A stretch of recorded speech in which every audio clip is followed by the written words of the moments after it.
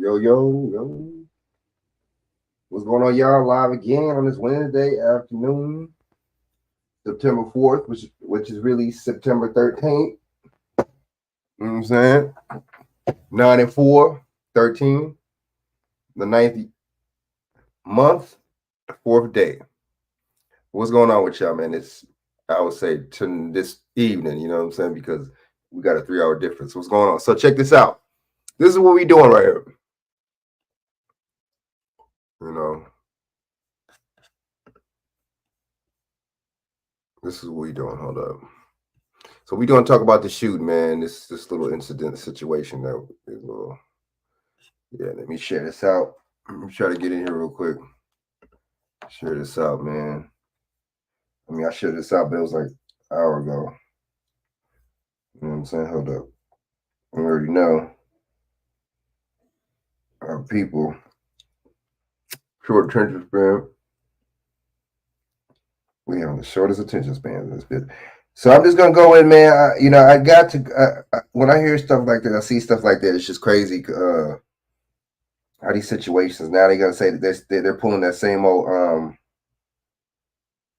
they're pulling that BS trying to say that the FBI knew who this dude was before and all this the same old playbook, man. I don't see how we don't get tired. I don't get it. Hold up. I don't get it. Hold up. And they're saying the AR-50, they're saying the AR. Why is it the same? Or why is it always the same kind of guns? Why, you know what I'm saying? It's either a pistol or AR. Why is it always the same kind of guns? Why is it never nothing different? It's never a shotgun. It's never, man, this is getting old. This is getting old. This is getting really old. I don't see how we don't understand this by now. You know what I'm saying? Getting old. Dude. It's the same old playbook, same old scenario. Now they saying that they knew about this kid, and now they saying it's an AR type of just damn 14-year-olds know how to shoot ARs and shit. Where was this dude? Where was he trained at? Whose gun was it? And watch, they're gonna say it was one of his dad's guns or some shit. This is gun control at its finest. They're just pushing this for gun control, and they always push these kind of little scenarios around election years. We don't see by now. We don't see the play. I know I should have did this a little earlier. I might not be on here for too long, especially if I don't really have anybody tapping in today. I'm gonna get off this mug. You know what I'm saying? I'm gonna get off this mug. Well, I'll do it for as long as possible. But yeah, the situation is just looking. Let me go in and let me some details of this. I don't even know the shooter. I don't know the race of none of this person at all. Scenario play by play. That's how I look at it. All right, so let me start playing some of this footage real quick. See what I'm saying? Let me start. Let's get up in here. All right, so when I start breaking this down, my bad. I was checking out Sharice's live earlier, and she live, a couple people live, man. Damn, this was a bad time to go live, baby. But I ain't. If I fuck it, you know what I'm saying?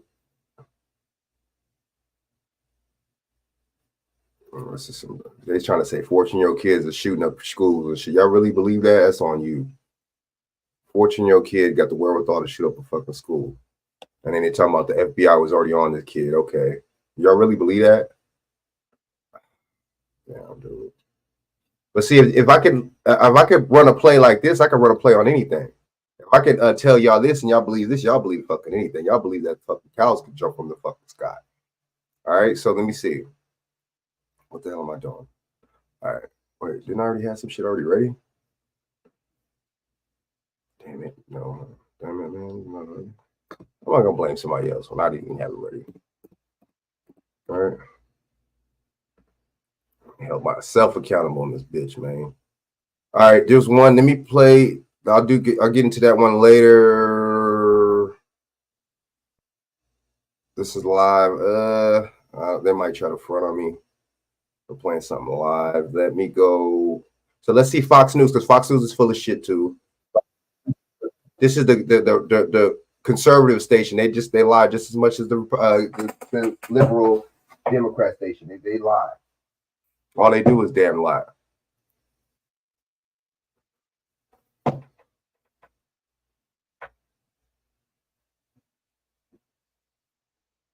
All right.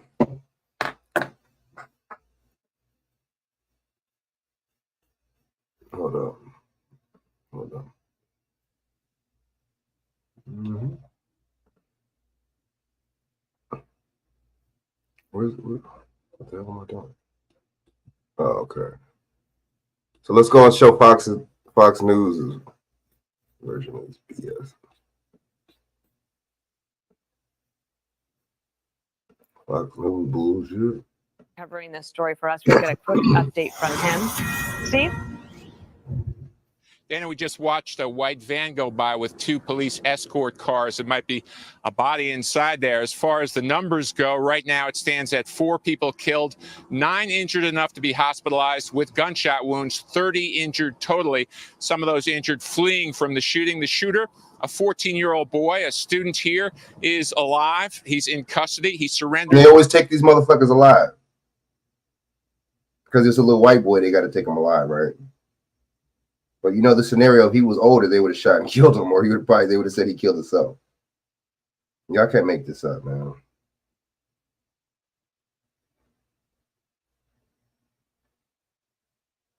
Hold on. You can't make this shit up, man. Immediately, we are hearing stories from those who went through this shooting, including a 12th grader who tried to help his math teacher after watching him get shot. Wait. Hold up. When you're 14, you're in 8th grade, right? 7th or 8th grade. A 12th grader. So out here in California, you don't mix the motherfucking junior high with the high schools. I'm confused. Is this a high school or a junior high? There's a difference. Certain grades you're in junior high, 2 grades you're in junior high, 4 grades you're in high school. What the fuck is going on? So it's all connected? How does that work? Is anybody on the stream from Georgia? I don't know how that works. I thought it was separate. I thought junior high and high school was separate. All right, what am I doing? Mr. Aswan did have a gunshot wound to the bottom of his chest. He was bleeding out. Some other kids got up and they dragged his body inside and closed the door. After they dragged him in, I started barricading the door with all the things I could find. Well, me and some other kids, we lifted up his shirt, see where the gunshot wound was, maybe try and stop it, put some pressure on it. The bleeding would not stop, so we kind of just stopped until the cops got there. Damn. He tried to help with the shirt off his back. The sheriff here says, despite the tragedy and the trauma that everyone is feeling right now, that love. Why would you do that? So was the shooter dead? Why would you render any aid and do any of that if the shooter still shooting? Man, I don't know, man. You would think that little kids that age would be that fucking scared to the point where it's just like, let me just duck, you know what I mean, and wait. I don't know. He's a little paramedic, huh? In this community, here's the sheriff. I never imagined that I would be speaking. They always say this, the same line. Oh, I didn't think this was gonna affect our town. Oh, I didn't think I was even gonna be. I didn't think I would have to deal with this. I never thought I would have to say this. I never thought I would have to deliver this speech. It's like, y'all really don't see. It's like the boy that cried wolf, right? They cry wolf. You know what I'm saying? I'm gonna play Monel. I already know Monel got a message from me. I'll have to play it right now. I'm about to play after I'm done with this video. I'm gonna play Monel's voice message. My brother from Caribbean, they be spitting some facts. I got to get his perspective. So after this, I'm going to play Monel's voice reaction because he knows this bullshit. He knows it sounds kind of iffy. You know, I don't want to say too much, but the story sounds kind of, you know what I mean? To the media in my career over something that happened today, the pure evil that happened today. My heart hurts for our community, but I want to make it very clear that hate will not prevail in this county. Okay, what happened? So why do you so just because you shoot and kill people doesn't mean you hate? I mean, I don't know. Why is he saying that? Is it a hate crime or something? Was he racist or something? Don't tell me it was for some LGBTQ. Let's see real quick. Damn, look how quick the FBI is there. Fast. The motherfuckers, the Georgia Bureau of Investigation there. Damn, they got there quick as hell. That's crazy. Leave. I want that to be very they got there on helicopter, huh? clear and known. Love will prevail over what happened today. I assure you of that. We've been watching all afternoon as parents and children are reuniting outside of that school. Many of the parents followed the shooting live. Let me show y'all. Wow, look at this person right here. What the hell are you? Why the hell are you interviewing children on the same day? Guys, come on. I'm gonna have to dislike that one. Sorry. But damn, so I don't know. People are starting to let's go. I can't say too much, but you already know what I'm saying. Let's go. Back and forth with their children. Dana, back to you. Wow. Steve Harrigan, Right. thank you, and more updates as we get them. Yeah, that was, I didn't mean to be sarcastic when I just said the whole hour like that. All right, so let's hear fair use. Okay, so fair use, 1976, under the Copyright Act. This gives me allowance to report on the video for commentary and educational purposes. Let me play this. Oh, big time. Monel, I'm about to play. Okay, after this, I'm gonna play your voice message, Monel. We already know, man. Had to experience such evil. Okay, why is everybody out there like that? Such evil. What's that all about? So that's usually, I guess, an active shooter drill or a fire drill, something like that. So is that where everybody reports? And how come I don't hear no detail about that being a procedure? Appalachia? What does that mean? We're gonna have to. What does that mean? What does Appalachia mean? Oh, what does that mean?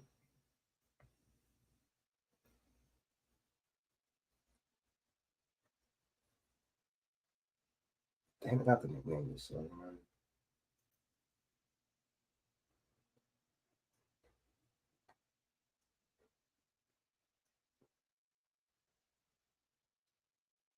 What does the word Appalachia mean? It's not Appalachian. What does the word Appalachia mean? Why does it keep saying, okay, Appalachia definition, Appalachia, Muskogee. This has to be some kind of meaning behind it, right? My bad, I'm trying to see, you know what I mean? Ooh. Muskogee people of northwestern Florida. A member of such people, the language of Appalachia people. Interesting. Oh. All right. Let me get another definition. Some certain people. Interesting. All right. Let's keep going. It's a tribe. Okay. What's the significance of that? So the tribe school, the school of the Appalachian people was a tribe, and this boy's name is Colt. So what was it? Was it the Cowboys and Indians? What does this mean? Cowboys and Indians? And the kid's name happens to be Colt, like Colt 45, right? Interesting. Let's go. We begin today's news at noon with breaking news out of Georgia. 4 people are dead and 9 others are in the hospital after a shooting at a high school about 50 miles northeast of Atlanta. The Georgia Bureau of Investigation just confirmed those numbers within the last hour. A suspect is also reportedly in custody. It happened around 9:30 this morning at Appalachia High School in Winder, Georgia. Officers swarmed the campus and students rushed for shelter in the football stadium. One student told the Associated Press that he heard about 10 gunshots and didn't believe it was real until he heard an officer yelling at someone to put down their gun. How would they know? If you never heard gunshots before, how would you know what a gunshot is? At this point, authorities aren't releasing much details. I want to give our Of course, they're not saying much detail. Of course. sympathies to our community, our school system, our kids, our parents that had to witness this today. Obviously, what you see behind us is an evil thing today. This is going to take multiple days for us to get answers as to what happened and why this happened. According to the school district, students are being released to parents and guardians. Shirley Powers says her grandson is a senior at the high school and is now safe. So I thought 14-year-olds, wait, are you 14 when you're going in 9th grade? So, okay, I might be able to give you the benefit of the doubt because he might be 14 in 9th grade. So what grade was this kid in? Let me try to see if I can find out, shall we? His mom. So after this, I'm going to play. He was with the principal, and the principal told him, run to the band room, don't look back, just keep running. I feel really sorry for the kids that they've had to experience this, and the parents who got those phone calls that it was their child. We expect another update from the sheriff's office in Atlanta in about an hour. All right, let me see. Let me play Monel's voice notes real quick, man. Let's see what's up.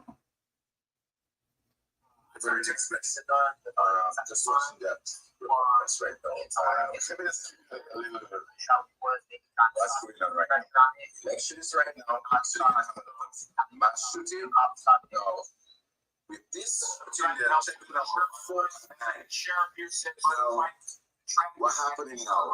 I watched the interview with the sheriff. He can't even pronounce the name of the people properly, and then he said he's gonna get the proper spelling. Wow. When you used to watch it, it looked like a psyops. False flag. Believe me, a false flag. How do you not get the spelling right of these? What kind of names do these people have? Oh, brother. He said 4 days, 900. 4 is what? What you got number 13? Psyops, I'm telling you.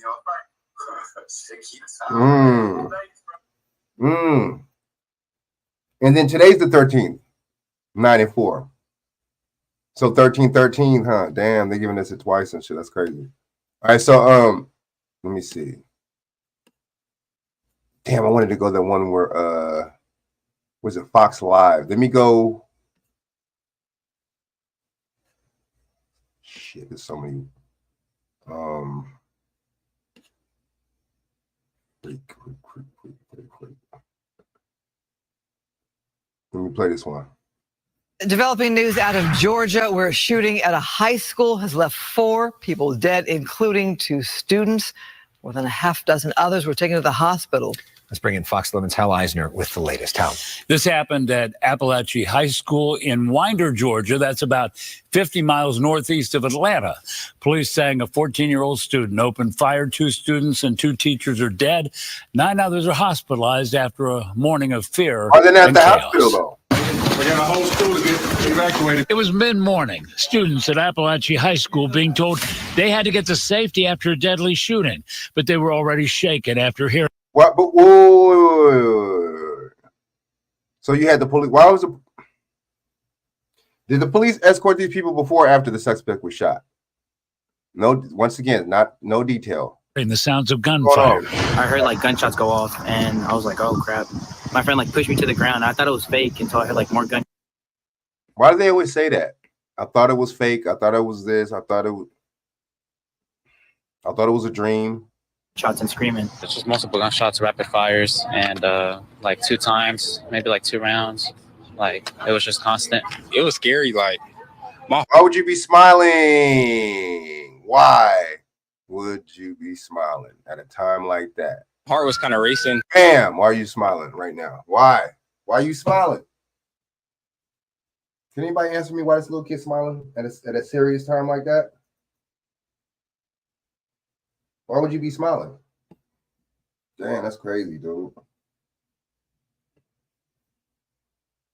Our math teacher got shot, and he was just laying there like in blood and everything.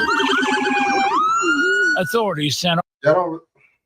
Y'all don't think that these interviews are sound kind of scripted? Officers into the building to stop the 14-year-old gunman. Once they encountered the subject immediately surrendered to these officers, and he was taken into custody. As students were connected with their parents. Okay, did he have? How would you know he was a suspect? Did he have a gun on him? I'm confused. And y'all, so yeah, I mean, it was so. It's crazy how when they do catch these people or have them in custody, it's just so. Everything is just so peaceful when they arrest them, and everything is just so nice and dandy and so calm and peaceful. You notice that? But it's anytime in the news when it's a black subject and white police, it's always violent. They always kill or shoot them, or even if they don't really, it's the perception of them killing and shooting him in front of millions of people to see. So you notice, even if say whatever about this story, right? It's real, whatever the case is. It's still going to give you the scenario to protect to protect this guy, this white kid's. I'm assuming protect his identity, right?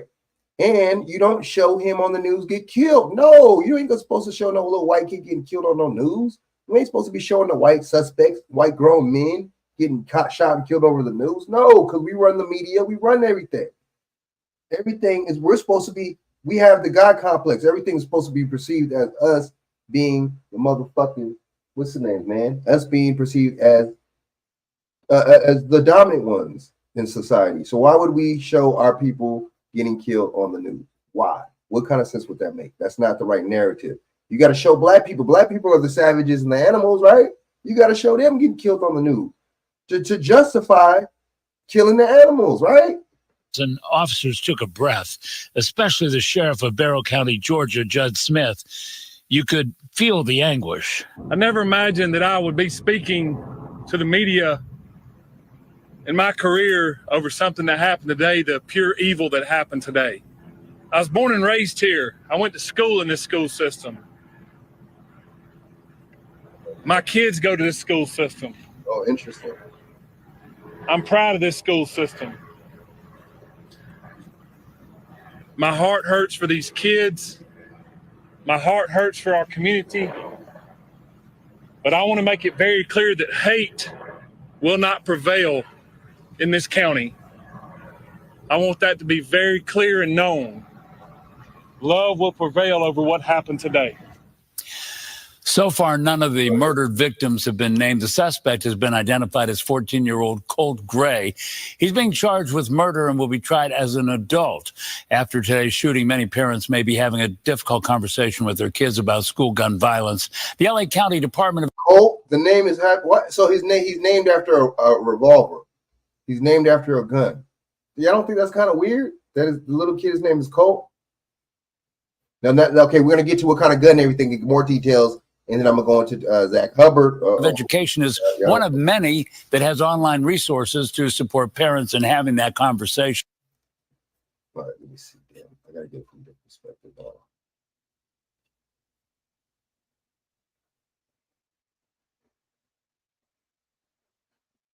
Let's do CBS. Fair use, 1970. Fair use. Damn, didn't I just stop it? Fair use, 1976 under the Copyright Act. This gives me allowance to report on this video for education purposes. And yeah, that makes sense. And commentary purposes. Criticism. And exposing the system. The Barrow County Sheriff's Office is addressing the shooting at Appalachia High School in Winder, Georgia. Let's listen in. Hold up. You know what? Let me play Monell real quick. And we wanted to come back. Let me play Monell's a couple of Monell's messages real quick. We're going back in, man. We'll hear a little bit of this, man. Numbers 9 and 4.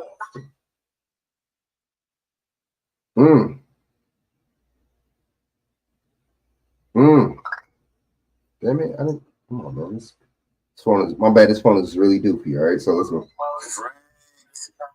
I told you it's a false flag.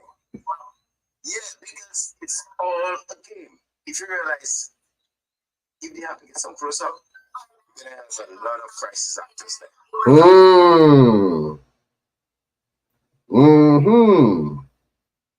Back this afternoon and present you with a little more of a timeline of the events that have taken place here today and what we know up to this point with the investigation. At approximately 10:20 a.m. this morning, the Barrow County Sheriff's Office received alerts about reports of an active shooter and radio traffic from school resource officers concerning the same concern or having the same concern. Within minutes, law enforcement was on scene, as well as 2 school resource officers assigned here to the school who immediately encountered the subject within just minutes of this report going out. Once they encountered the subject immediately surrendered to these officers and he was taken into custody. Additionally, what I want you to know as of now, there are 4 individuals who are deceased from this incident. 9 that have been taken to local hospitals with various injuries. Of those that are deceased, 2 are students and 2 are teachers here at the school. The priority right now for us within this investigation is to gather all the facts, to make sure that we're accurate with it, because this is a murder investigation. As the sheriff mentioned earlier this morning, the shooter is in custody. His name is Colt, that's C-O-L-T, Gray. He is a Colt 45 is usually gray. 14-year-old or black student here at the school, Gray. He is a 14-year-old student here at the high school. Again, he has been taken into custody. What grade is he in? He will be charged. Why are they not saying what grade this kid is in? With murder. That's interesting, right? Because if you see, the thing is, you're usually 15 in 9th grade, right? You could be 14, but you connect the dot when you see what grade the kid's in. Because if the kid is in 9th grade, okay, that could justify the being 14. But if he's not 9th grade, bro, this doesn't make no goddamn sense. You can't be 14, you know what I'm saying, and not be 8th or 9th grade. That doesn't work like that. He will be tried as an adult and handled as an adult. We're coordinating these charges and obviously this investigation with District Attorney Brad Smith. What's the reason that he did this? If he did it, what's the reason? Let's go. Who's the District Attorney for the Piedmont Judicial Circuit here. Since early this morning we talked with you, and since the incident occurred, numerous interviews have been taking place through our investigation with students, faculty, as well as any other witnesses that we could identify. Law enforcement had a very, very swift response to this incident once the incident was. I see why it was so swift and so fast. I get it. No wonder it was so swift and fast, right? Oh. It was determined that there was a concern here. Those resources, whether it was in that response or throughout this investigation. I want to hear the 911 call. To assist came obviously from the sheriff's office here, from other local law enforcement agencies, state law enforcement agencies, and federal law enforcement agencies as well. To include, not to be left out, multiple EMS personnel, multiple fire personnel, and agencies. Those agencies responded here as well today. And I am extremely grateful, as I know the sheriff is, for that quick response and the partnerships of working here together with what all has gone on. Currently, from the investigative perspective, we have crime scene agents and other special agents from the GBI, from close to a dozen of our different work units from across the state that have responded here today to work on this investigation, again, collecting evidence, conducting interviews, and so forth. I do want to pass this along, that if anyone has any information that wants to be passed on concerning this investigation, that they can do that anonymously at our tip line at 1-800-597-TIPS or 1-800-597-8477. They can also report this on by downloading the See Something, Send Something app. That can be done by Android or Apple phones, either one. All right, come on. If they need to report any tips concerning this investigation. Let me close out before I turn this over to the sheriff and remind you that this is still a very active investigation. There is still a lot that is very fluid. There's still a lot of interviews to be conducted that will continue on into the night, as well as crime scene work and collecting and gathering evidence. But what is more important for me to mention here to you is my heartfelt sympathy to the parents, the students that were here today. Regardless of where they were in the school, this has got a great impact on them as well as on this community. My thoughts and prayers, along with everybody standing behind me and every law enforcement agency in this state, and many I will tell you around this country, they are in our thoughts and prayers, and we will continue with that. We ask for your patience as we continue through this, and we'll continue to try to give you as many updates with information as we can to keep you informed. But thank you for being here. I'm now going to turn it over to Bexar County Sheriff Judd Smith. Thank you. Director, would you spell your name, please? Hossey. Thank you. Good afternoon. I'm Sheriff Judd Smith of the Bexar County Sheriff's Office. Judge. I want to thank the Bexar County Sheriff's Office and all of our law enforcement partners for their swift response today, along with that of our staff. I'd also like to thank our community for their response and patience as we work to reunify students with their families here today and secure the rest of our school campuses. Our schools will be closed for the remainder of this week. Hold up.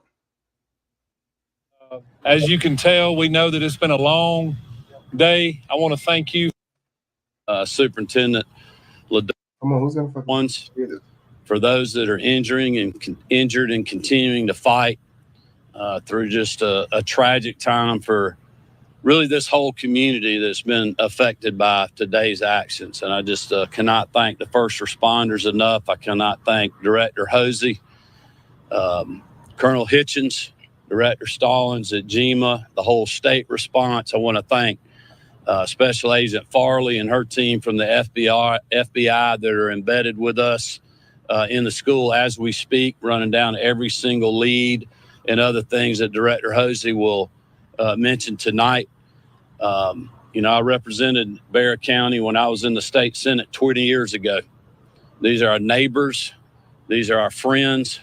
And this community is hurting today. And I would just ask all Georgians and all Americans to continue to keep these families, these educators, and these students in your thoughts and prayers. And we will provide every state resource that is needed from here until they're not to support this community and support this team behind me.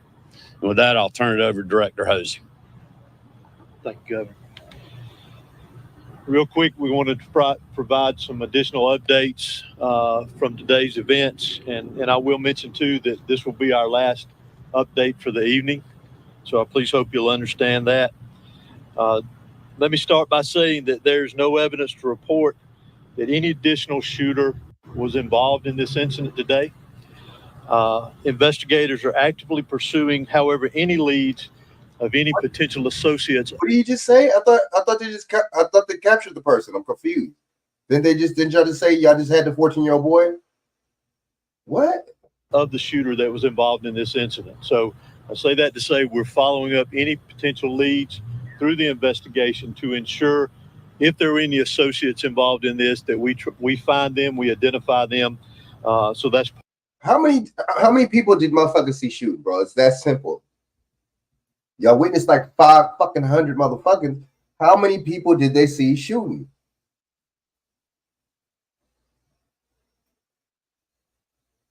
Part of if there was students, okay. Excuse me. All you got to do is find out the students that were absent that day. Oh, these people do. They make it seem like it's like rocket science to figure out certain things. Again, the ongoing investigation. There is no evidence of a list of schools being targeted. However, there is a lot of evidence that is being recovered and evaluated. We're going through everything to determine if there is any active threats to any schools in this area, this county, and the state of Georgia. And we will continue to monitor that throughout this investigation, throughout the evening as we carry on.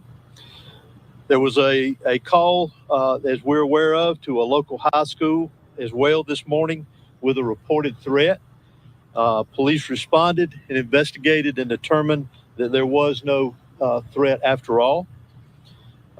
There's been reports that a Colton Gray, who is another student here at the school, was involved, or Colton Gray was involved in this.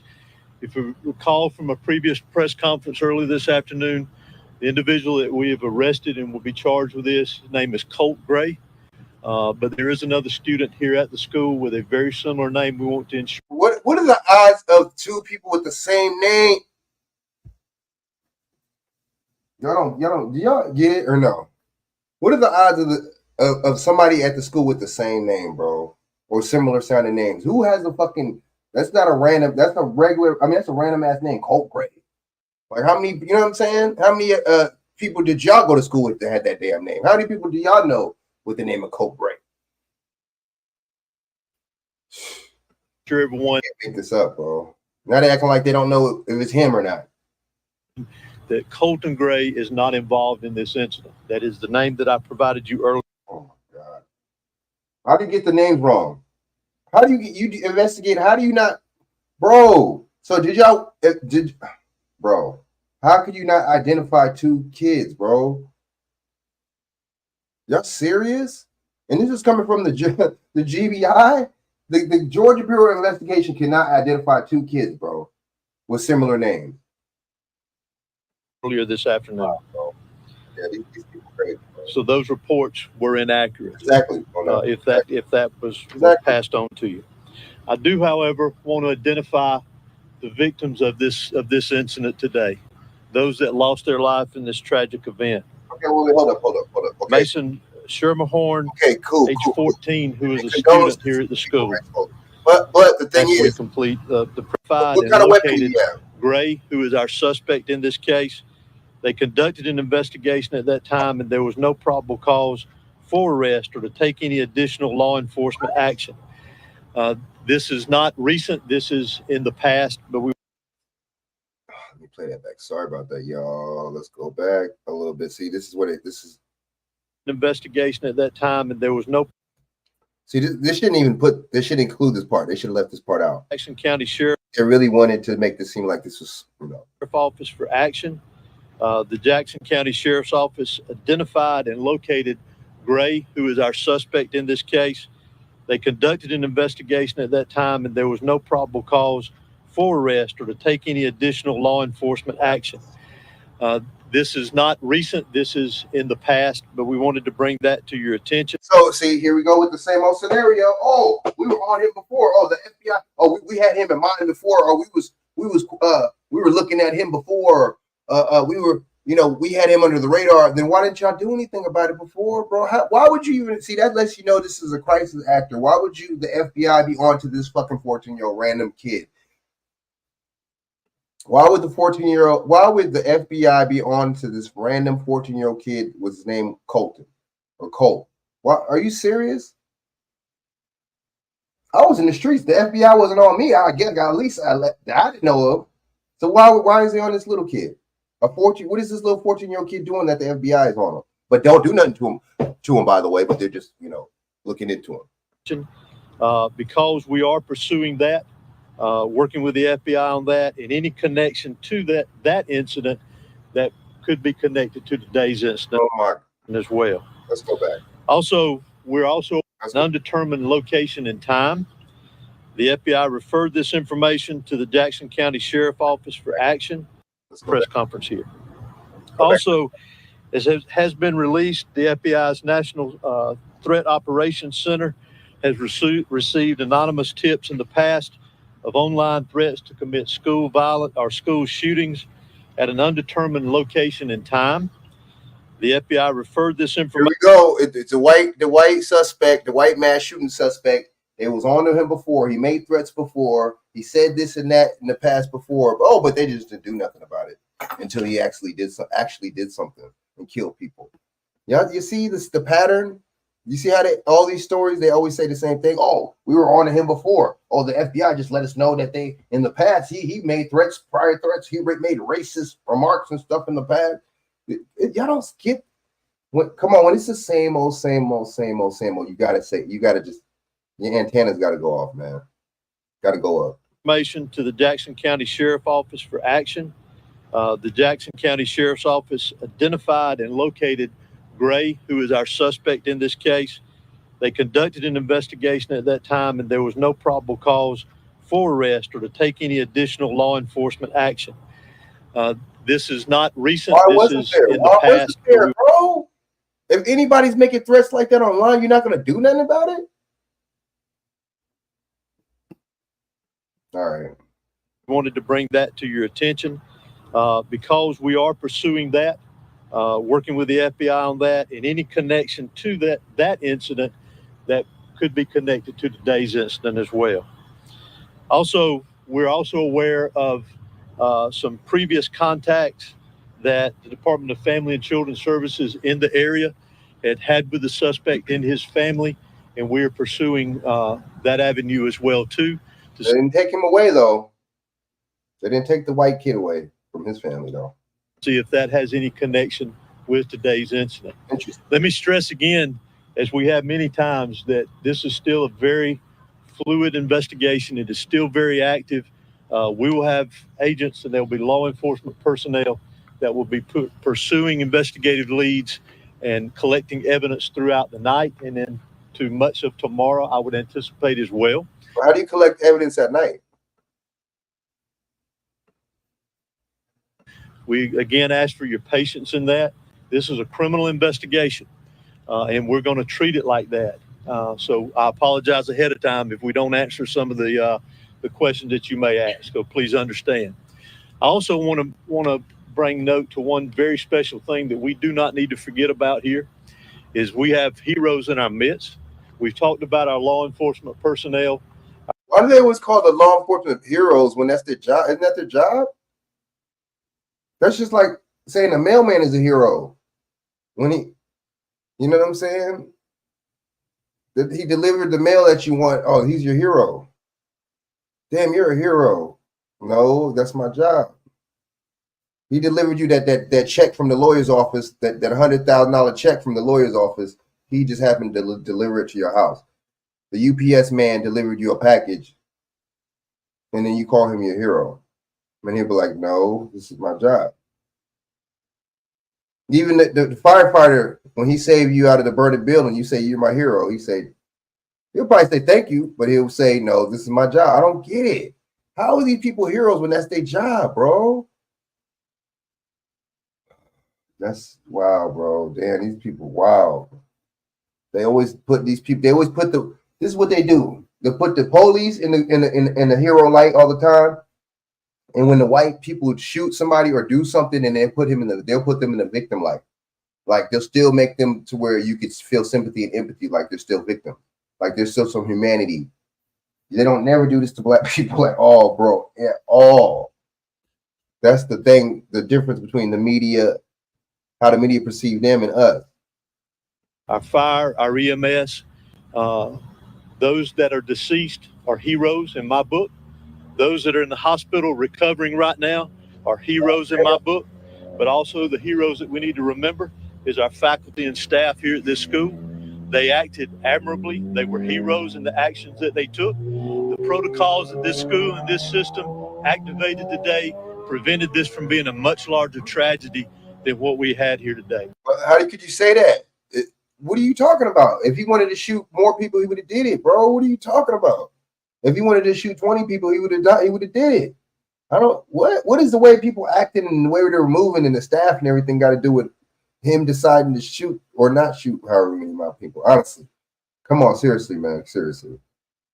Let's stop it, man. Let's stop it. So I want to recognize them as heroes because they are, and continue with our thoughts and prayers as has been mentioned for the families that were lost here today, those that were lost here today, those that are recovering in the hospital, and obviously those that were affected directly by this tragedy here at the school and all of the community of Barrow County.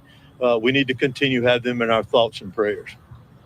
Director, thank you for doing another one of these again. Can you tell us, by chance, since he's being charged as an adult, will he be in court tomorrow? Will there be a first court appearance? Will he be booked tonight? That happens. He will be booked tonight. I'm not sure of the court appearance, but it will be within a reasonable amount of time. Is there anything that you can share? I understand that. Okay, that I get. That was used by chance? The weapon that was used in this was an AR platform style weapon. So What the hell does that mean? So that means an AR. So AR. Why is it always the same? Why is it always the AR, bro? Now, I mean, this is getting old, dude. This is getting old. It's always the same gun. Are y'all serious? So if I report, if we reported thousands of cases of shootings, mass shootings, whatever the case, throughout the case law and years and time, and it's the same old gun, y'all don't really think that this is kind of something's kind of not right? Where did he get it from? I want to hear these questions. Because okay, I ain't gonna lie. We think a big gun and we think it's gonna be a whole lot of recoil. No, or AR shoots smoother than butter. As a matter of fact, AR has less recoil than a Glock. An AR has less recoil than a 45 and then a 9. You see what I'm saying?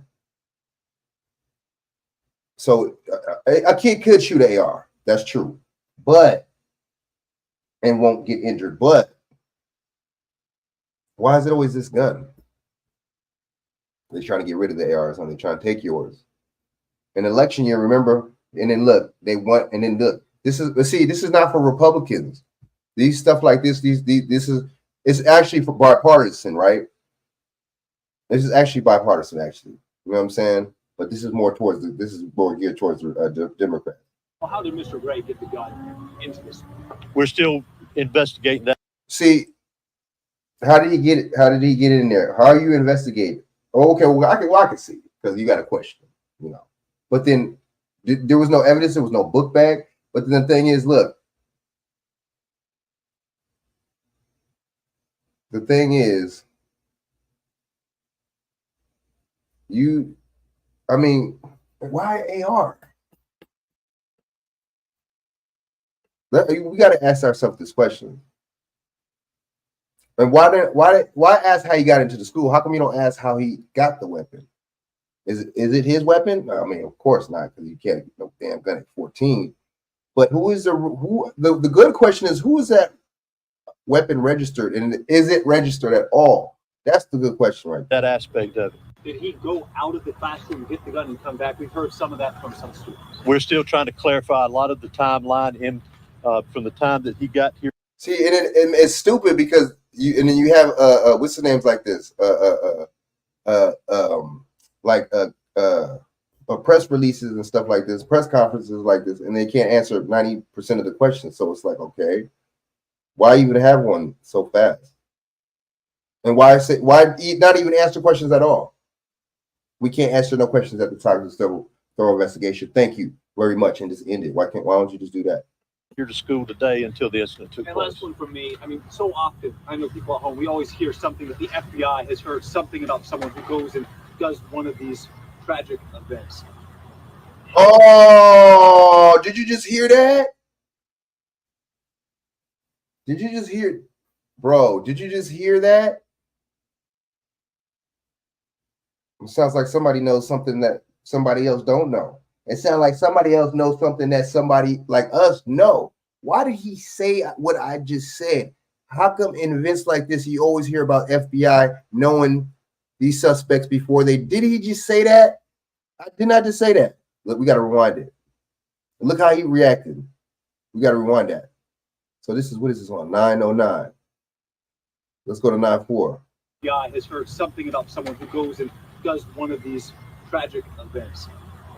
How can we stop this from happening? See, they're telling you, these people are telling us, dude. So after this, I'm gonna go into the geometry effect. Because it feels like this happens every single time there's a school shooting that we heard that there was a prior threat or there's prior knowledge. When lives are at stake, how can we stop this from happening? So they're telling you, they're telling you, these people are like low-key telling themselves, man. This reporter's giving us some clues right here. The reporter's giving us Easter eggs. Well, there's a variety of ways, in my personal opinion. Community involvement, what our school system is doing here to ensure that. Whether we'll be able to stop it completely one day or not, I don't know. Those are decisions that each individual is making on their own to do this. But again, I go back to what I said earlier about the heroes here that prevented things from being a lot worse today. But we've got to take action within our own communities, take care of each other, be aware of our surroundings and what's going on in our community. Dr. Hosey, the family last year, and they found hunting rifles in the family home. Was an AR platform weapon among those weapons that were in the home during that interview? Again, that's part of a lot of the things that we're trying to clarify. They can't even answer no questions, dude. What's the point, man? Within the investigation. Again, we're very early. Oh shit! They like 10 people talking at one time. Share situation. Was it from a 911 call from a faculty or staff member or from a student? Can you just expand Why is the 911 call not out? on that since they got here within minutes? Could you also expand on why it was a female faculty member walking around looking for the student minutes before he shot up the school? Ooh. And these people give you clues. This is like Hansel and Gretel and shit, man. We got a gang of breadcrumbs that lead to the fucking house. They give you breadcrumbs.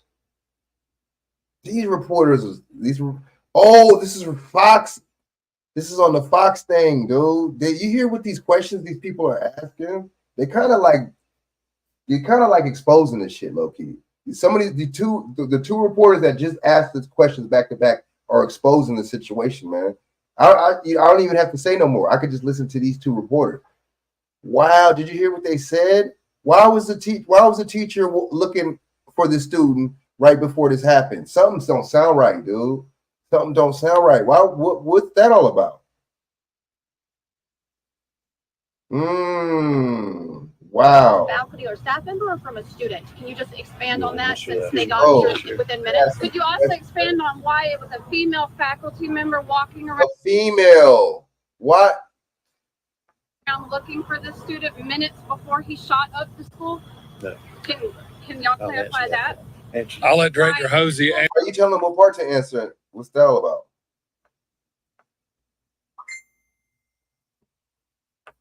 That's interesting. That's wow. I'm like, oh shit. That's crazy. You know what I mean?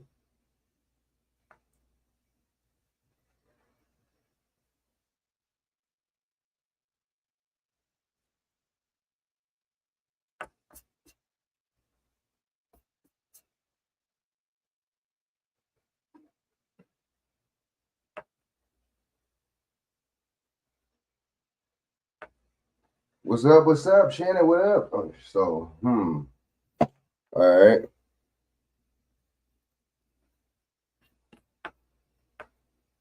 Let me see. Answer that question. Source officer didn't approach him. Look, ma'am, let's get this question right here, and then we'll come. You back asked to how was they notified? We discussed today, heard earlier, law enforcement here within several minutes. So we're just curious how the notification went through. Did 911 hear about it from a student, or was it a faculty that made that call alerting law enforcement? All of our teachers are armed with a form of an ID called Centegix. And Centegix alarms us and alerts the law enforcement office after buttons are pressed on an ID, and it alerts us that there is an active situation at the school for whatever reason, and that was pressed. And we've had that about a week now. And we've heard stories of students actually pulling other students while they're in the hallway, while all this chaos is happening, while shooting is going on. We've heard stories about students pulling their classmates into the classrooms to get them to secure, to get them to safety. What do you think that says about these young folks who are, very 13, 14, 15 years old, that they're looking out for one another like that? It's admirable. It's like Director Hosey said, we have heroes among us, and those students and teachers that did that today saved a lot of lives. This could have been a way worse than and again, the investigation is still trying to file through that information, but those kids are heroes and brave as well to do that when they hear an active shooter around them. Well, let me get this one question right here. Did you have something else, man? No, it was me. Okay. I was asking, why did the school resource officer not go looking for this kid and approach him?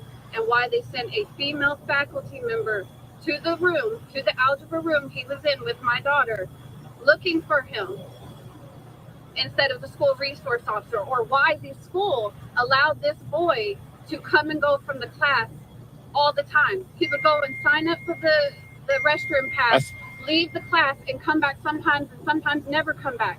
He has been wandering this school. With all due respect, ma'am, I think your information is incorrect, and our investigation is going to lead to what we have, and we will be glad to answer your questions once that's done. I guess victims are lying to me then. Possibly. Sheriff, what can you tell us about the SROs? You talked about a lot of heroes. Oh, the victim's You lying. talked about how one of the Yeah, he said SROs possibly a victim be lying. Damn, dude. Wow, it sounds like a lot of empathy and sympathy. the shooter.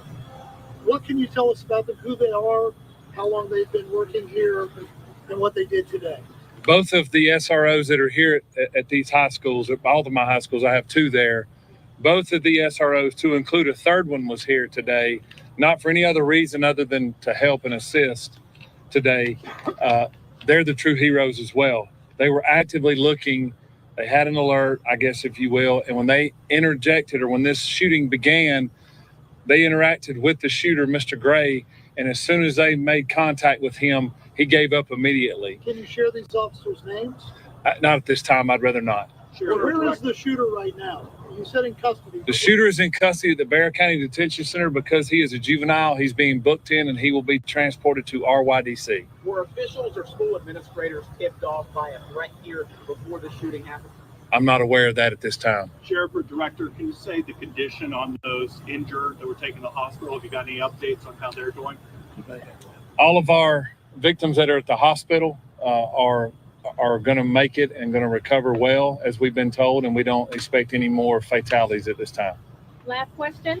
Has there been any shooting or tragedy to this scale inside a Georgia school that you're aware of? Can you speak to that? I can't speak to that, no. Can you put this in perspective for us then? What today has meant for law enforcement, for students, all of those affected? Tragic. When someone preys on kids, it's tragic. Like I said earlier, but hate is not going to prevail in our county, and hate's not going to prevail in our state. But what does hate got to do with what happened? So I'm confused. He's saying hate. Come on, report this. Let us know what's going on. Is this student supposed to be a white supremacist scenario narrative, or what is he supposed to? Does he hate other kids for bullying them? What's hate? What is? I mean, where does that come from? I just need to know more detail. I don't know, man. I was always wanting to want to know the detail. And pure evil did what happened today. That's all I can tell you. I want to continue to say that. I'm proud of the men and women behind me. I'm proud of the women that stood beside me. I'm proud of the men and women who protected these kids. I'm proud of this staff. I'm proud of this community. And I just ask for prayer. Word. I feel him on that. I feel him. So, all right. So, let me see. Oh, no, that's right. I gotta play it off. All right. So, so let me, you know what I mean? Wow, that was interesting playing that. I just got exhausted playing that. All right. So, you know what I mean? Very exhausted. All right. So let's see what's up with gematria effect, man. Zach Hubbard, man. You know what I'm saying? And we're gonna go with Bishop Gaither. He talking about Trump. So we gotta be fair.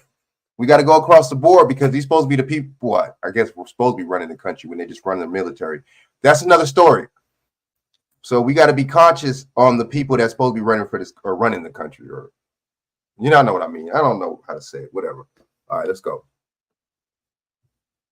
Exactly, Shannon. Exactly. What the hell's going on with this, man? All right, let's go on with Zach and see what Zach Hubbard talking about.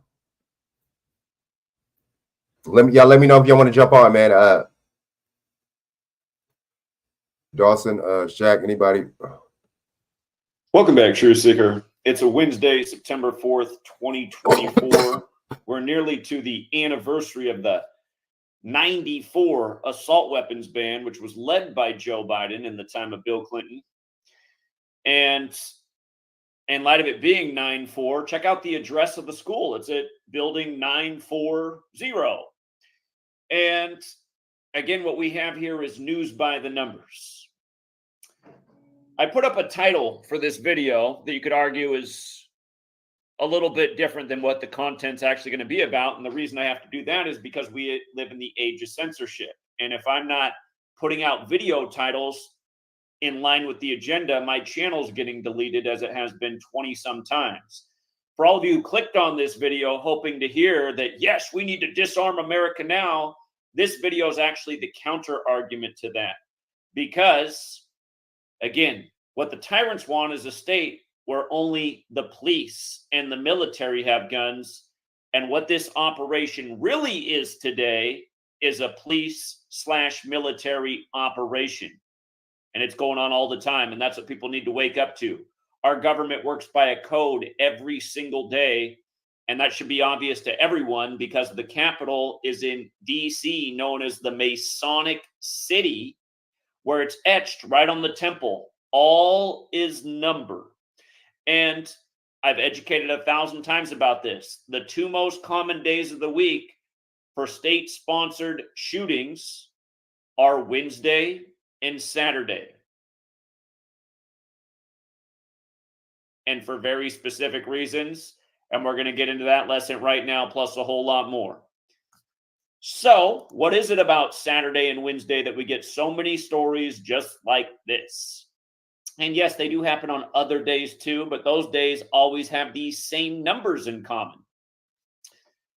If you're new here, Masonry is based in Kabbalah, and a component of Kabbalah is Gematria, the practice of coding numbers into words. It comes from the belief in Kabbalah, expressed in the Book of Formation, that God created the world with numbers, letters, and words. And there are people in this world who want to play God over the lives of others, meaning control their lives, dictate their lives.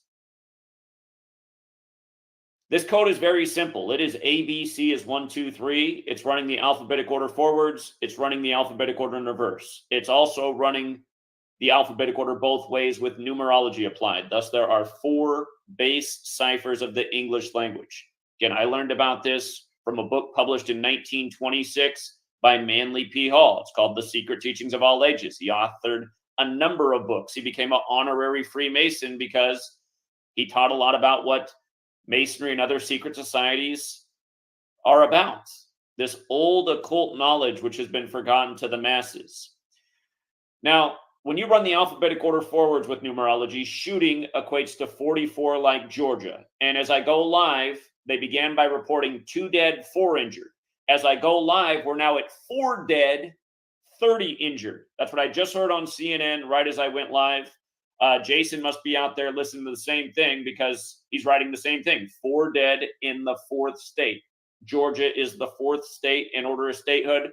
We've talked about this so many times. Comes up all the time in rig sports as well. Like how Dabu Sweeney this past weekend just got his 44th loss of his career versus Georgia. And what was the score of that game? 34-3, 37 total points. Like I've said a gazillion times, rig sports, rig news, same Kabbalistic code, controlling it all. And it makes a lot of sense if you just follow the historical trail. What's American football credited to? Walter Camp, a Freemason, also a member of Skull and Bones out of Yale. Like former presidents, senators, and CEOs have been part of that order. But yes, with the alphabetic order forwards with numerology applied, shooting equals 44 like Georgia. If you run it in reverse, they both equal 37. Wednesday's very similar. Wednesday equals 37 forwards, 44 in reverse. Wednesday's identical to Joe Biden. Joe Biden, who was VP to number 44. Joe Biden, who gave us the 94 assault weapons ban. And again, here we are on 9-4. We're going to get to talk by the end of this. We're going to get to how perfectly synced this is with Joe Biden, who promised that there'd be major gun control legislation in his term in office. And that's coming down to a close. So we're going to see if he delivers on that. I mean, plenty of politicians make promises they don't deliver on. So let's hope this one doesn't get delivered on. But his term is not over. There has not been major reform yet. If things get crazy this school season with your tyrannical government, you know, they could get it done. And let's hope they don't.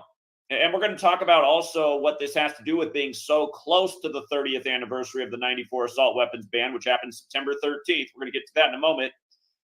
Because again, Saturn, which is also very important to the occult, the keeper of time connected to death and judgment, Saturn has a 30-year cycle. We're 9 days from that anniversary, September 13th, 94. But yes, this also happened in the town of Winder, which equals 37. That's where this school is, Appalachian High School in Winder, Georgia. Today's date numerology. Today is 9/4/24. What is 9 plus 4 plus 24? It's 37. So how perfect. It's a Wednesday. Also, Brian Kemp, the current governor of Georgia. It's 307 days after his November 2nd birthday. Tell me, is 307 in terms of numerology, is that far off from 37? Is it that far off? Of course it's not. It's very similar number, 307. And what do we know about 307 right now? That's how old modern Freemasonry is. Modern Freemasonry established June 24th, 1717.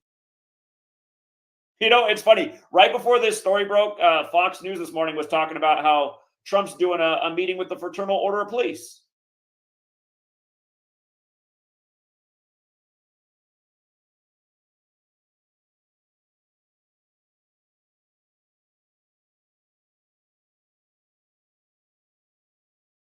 I told y'all, you know what I'm saying? We might like some and disagree or agree on some of Trump policies, but don't trust them, man.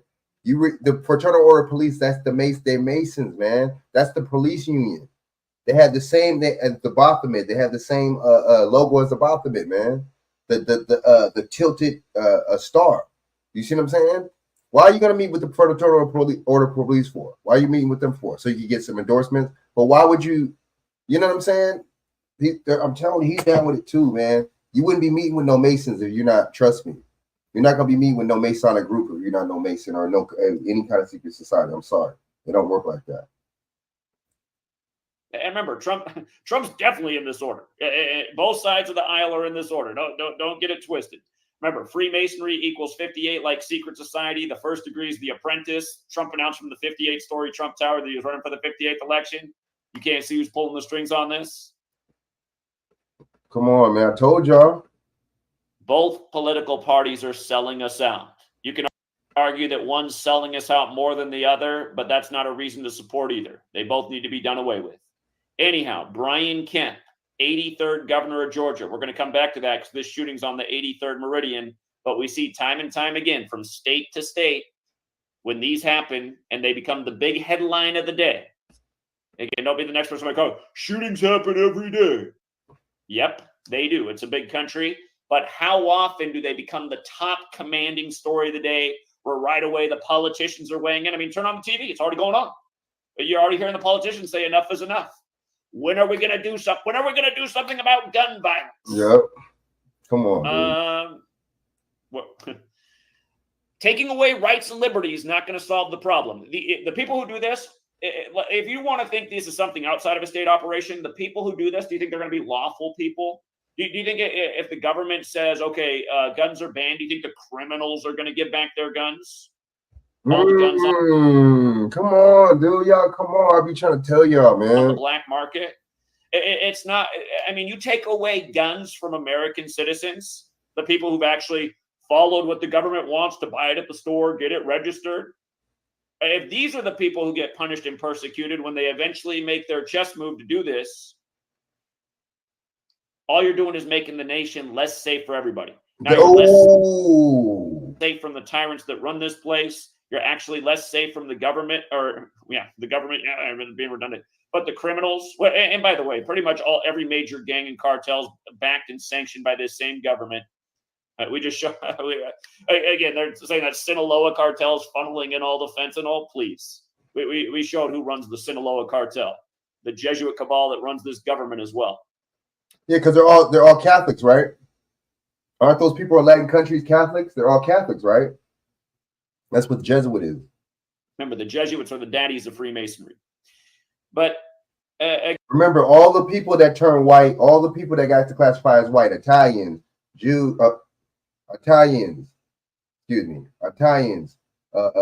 Irish people, the Hispanics. You see what I'm saying? All these people got to classify, or now was able to classify as white. They changed their status. Every last one of them groups, and they're all Catholic. Why is that? again, there's something known as Jewish gematria. Derek on his calculator, which I often advertise, he did rename it Latin about a year back. I don't know why he renamed it. But in this cipher, which we've talked about for a decade, it was the first cipher I found outside of the base ciphers. Remember, Freemason is 307. DC is the Masonic city. Remember what we were talking about last week, 63 days after modern Freemasonry's birthday, 307 is the 63rd prime. You had the dead wrestler at 63. You had the news of Mariah Carey's mom and sister dead in the same day, while her sister's 63, and a number of other stories that day. So now here we are. Modern Freemasonry, again, 307 years old. Fraternal Order of Police, totally Masonic, on the scene, giving you the news, telling you, oh, we thought it was 2 dead. Now it's 4 dead. You know how it is when these situations come up. The numbers flow, they go. No, I don't know why it's like that in every one of these situations. Is it that hard to count dead bodies? How about don't give us a report until you've done the proper investigation? They're always in such a hurry to rush out the propaganda. They got to go through all these different decimals. If you pay attention like we do to the news, sometimes it'll be like 1 dead, and then it'll jump to 24 dead, and then it's like, oh, actually only 15 dead. It's like, how's this even happening? What, you had somebody there who couldn't count? I mean, yo, I told y'all, man. Let me shut up, man. Damn. We've seen the most extreme changes in numbers, from way up to way down to back up. All for this day, it was this many. Oh, actually, the next day, it's actually this many. You pay attention, though, all of the numbers that they report are part of a ritual that correspond with the location, the date, as we show every single time. So now, as we go live, they got us at 4, again, in the 4th state, a double 4, going with the Shooting Wednesday code. By the way, there's 37 all over the place today in the baseball games. I'll just give you a heads up on that. There's 37 everywhere. So often, if something hits in the news big, you'll see it all over in the sports games too. But look at the coordinates of this town in light of Masonry, you guys. Look at the coordinates of the town. Look at where Winder 33 is. It's on the 33rd parallel north, the 83rd meridian west, starting with the 33 in this little code. Police, Masonry, Federal, Secrecy, Order, they all equate to 33. They're all 33, over and over. The highest degree of the Scottish Rite is 33. Again, the Masonic Temple in D.C. that has all those number etched on the building. It's at the address 1733. Remember, the word Mason is 17. The word Masonry is 33. Modern Freemasonry created in 1717. This nation created by Masons 59 years later, the 17th prime number, doing things by a code. The 83rd meridian, again, the 83rd governor, murder equals 83. The band, the Police, Stuart Copeland in that band, his father's part of the CIA. Again, the lyrics to Murder by Numbers by the Police that came out in 83 when murder equals 83 is that killing is the sport of the elected. And it's as simple as ABC is 1, 2, 3. And I'll remind people, Amazon remade the show Utopia. In the time of the lockdown, they put it out. Let's not forget Corona equals 33. But in the time of the lockdown, they put out the show Utopia, a really nice show about billionaires who control media faking a pandemic so they can mass vaccinate and mass sterilize humanity to get the population down to 500 million, just like what was etched on the Georgia guidestones in the 4th state when 4 is associated with death. Again, a monument to a plan to kill a lot of the world's population for the sake of safety. All right, man. I gotta, you know what I mean? So I'm gonna get on to another subject, but he was spitting, man. Y'all go check out Gematria Effects. He was spitting. All right, so we're gonna talk about the sabotage. We're gonna talk about the sabotage. Or you know what? Let me do on here. We're gonna talk about the sabotage with reparations, man.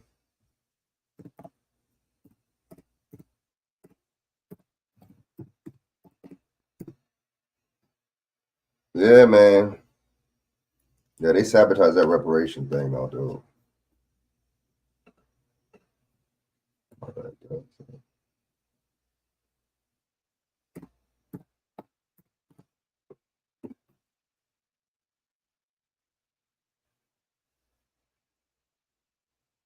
All right, so fair use, 1976 under the Copyright Act.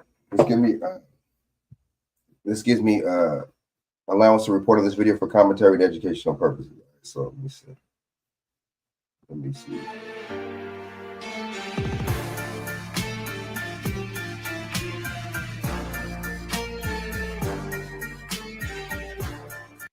Well, tonight on the podcast, ladies and gentlemen, now you remember in California, they recently sabotaged the reparations bill, but we want to talk about a big issue that's happening in Los Angeles.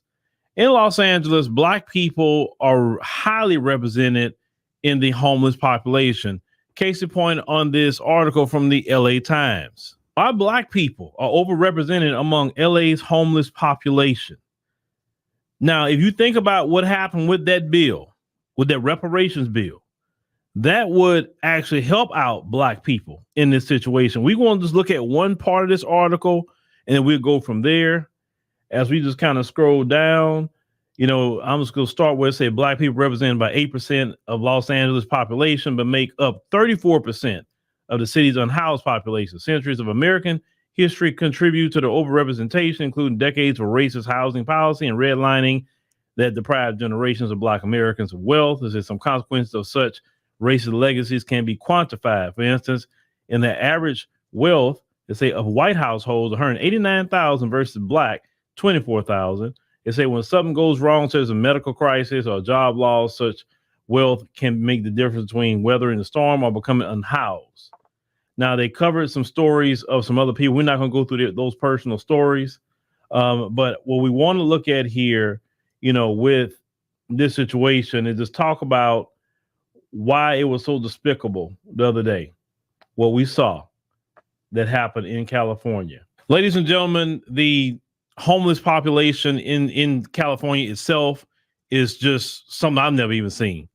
I mean, the last time I went there, even in the area of Beverly Hills, that area, you seen homeless people.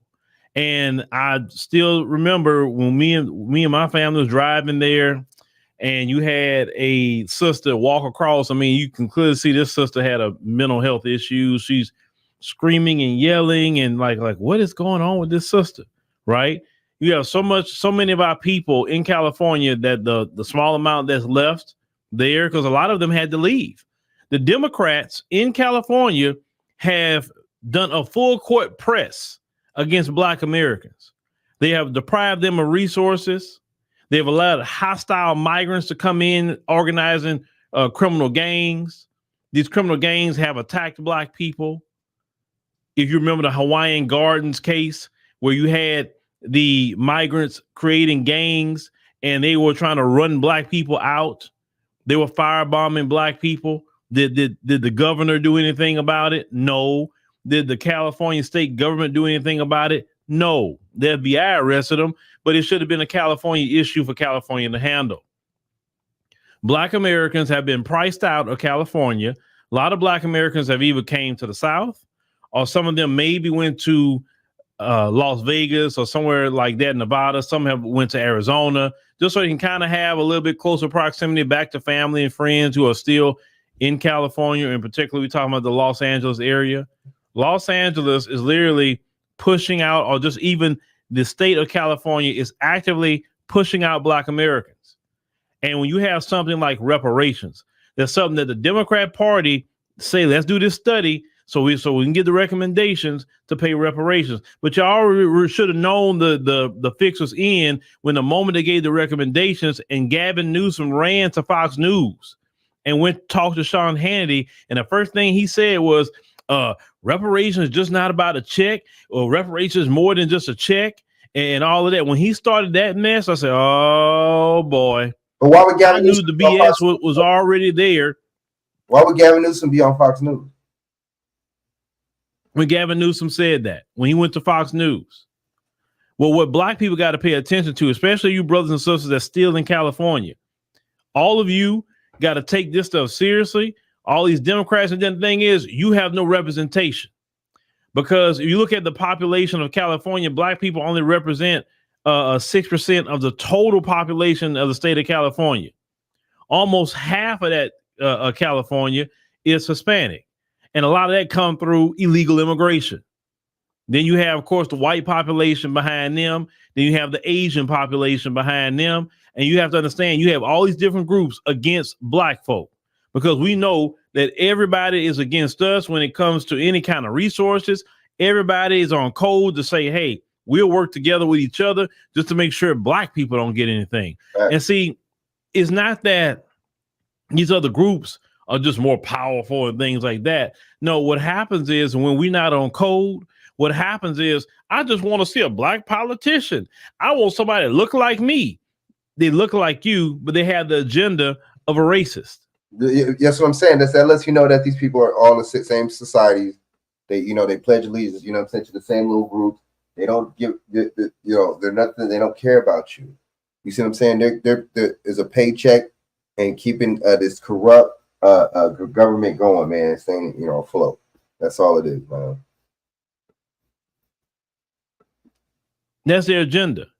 They look like you, but they say, look, I don't mind selling them down the river. Just, are you going to give me my check?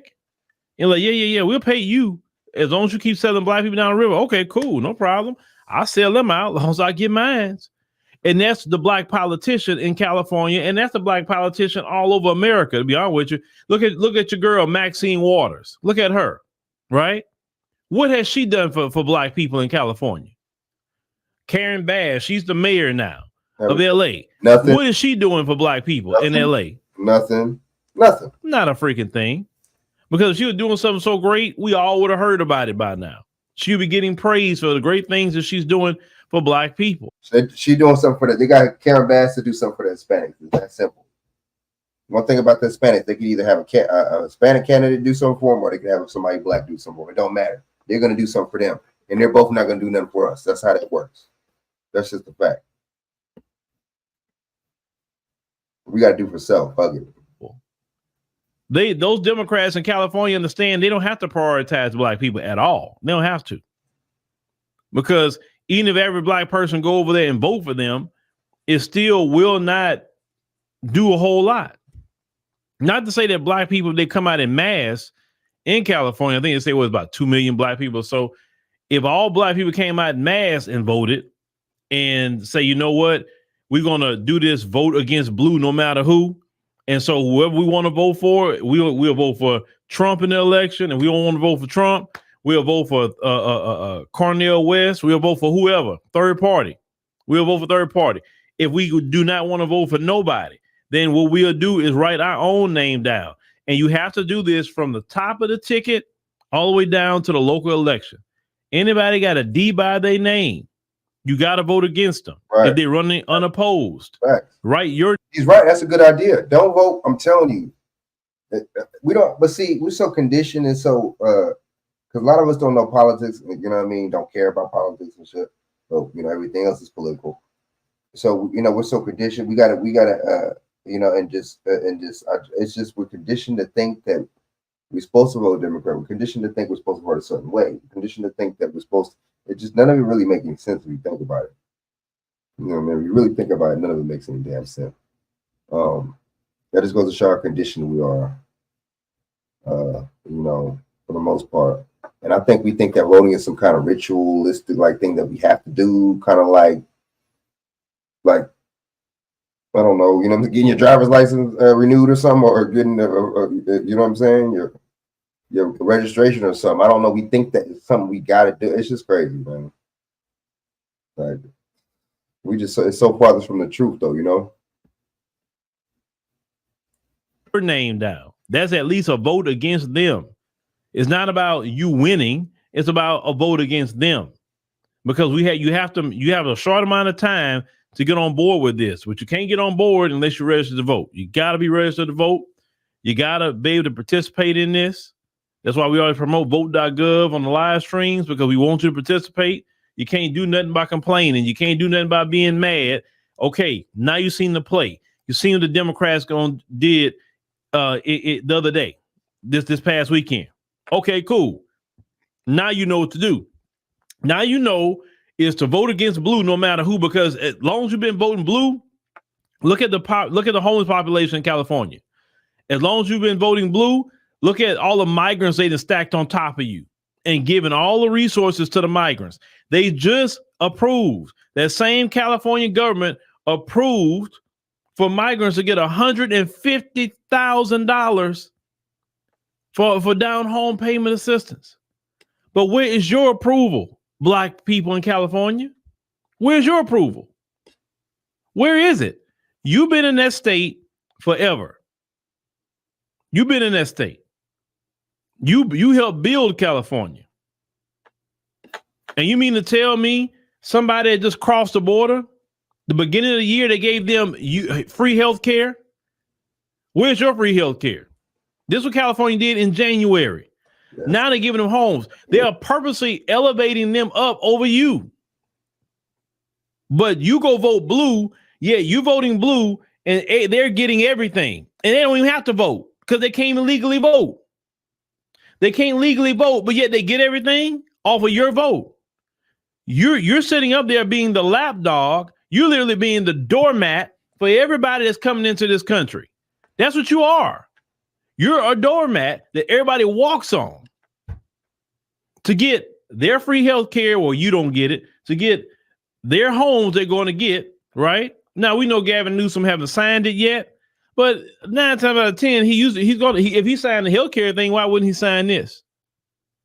And then we had Camila Moore on. She said that program, even though the folks dominate about getting all the resources, and Black people are really at the bottom of that, if they get any at all.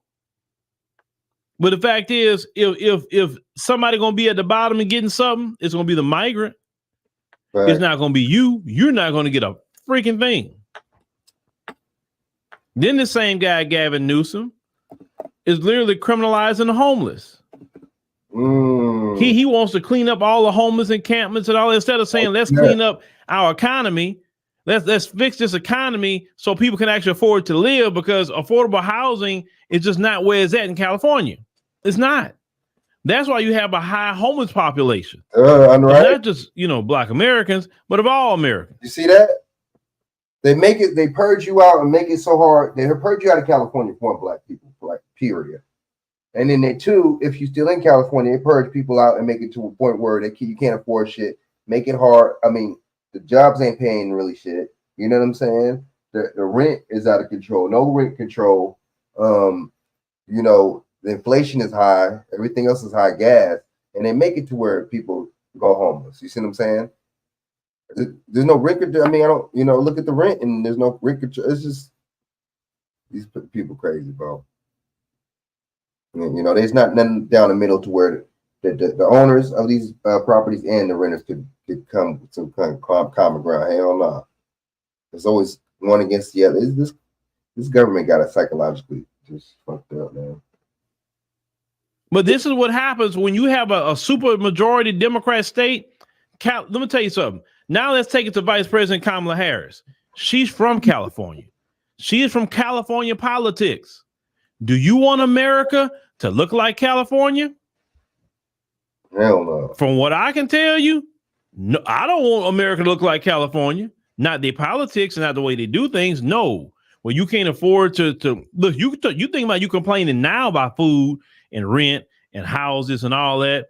A little small house is $1 million over there. That is crazy. That is utterly crazy. Who can afford that? $1 million dollars? We not talking about a mansion. We talking about a little small house. Well, at this stage in the game, it probably cost you $250 here in Texas, but $1 million over there. Who can afford that? The average American does not make that much money a year to afford that. So Black people, you got to get serious. You got to understand, this election is not one that we can just sit out. Normally, when y'all say that, I'm like, yeah, well, I don't know. Hey, if they do, they don't. It is what it is. But now, after what they pulled in California, oh no, we can't sit this out. We need all hands on deck. We need everybody to be registered to vote. And I want you to participate in early voting. Get it over with early. That way you're not in that crowd. You get frustrated. Get it over early. Every Democrat you see, especially that California Legislative Black Caucus, vote every last one of them out. Vote them out. Ain't no shame. Listen, all the shaming is gone now, right? They can't shame you because Democrats did that. And the Republican that tried to put the bill up, he pulled the chess move on them and forced them to show black people, see how they treat you? See how they do you? He made sure to expose them like that. Check out these deals of the week at Walgreens. And I think it was Hispanic Democrat. I think dude was like Hispanic or something, or Indian son. He wasn't a brother. So what that tell you, man? That was a good chess move.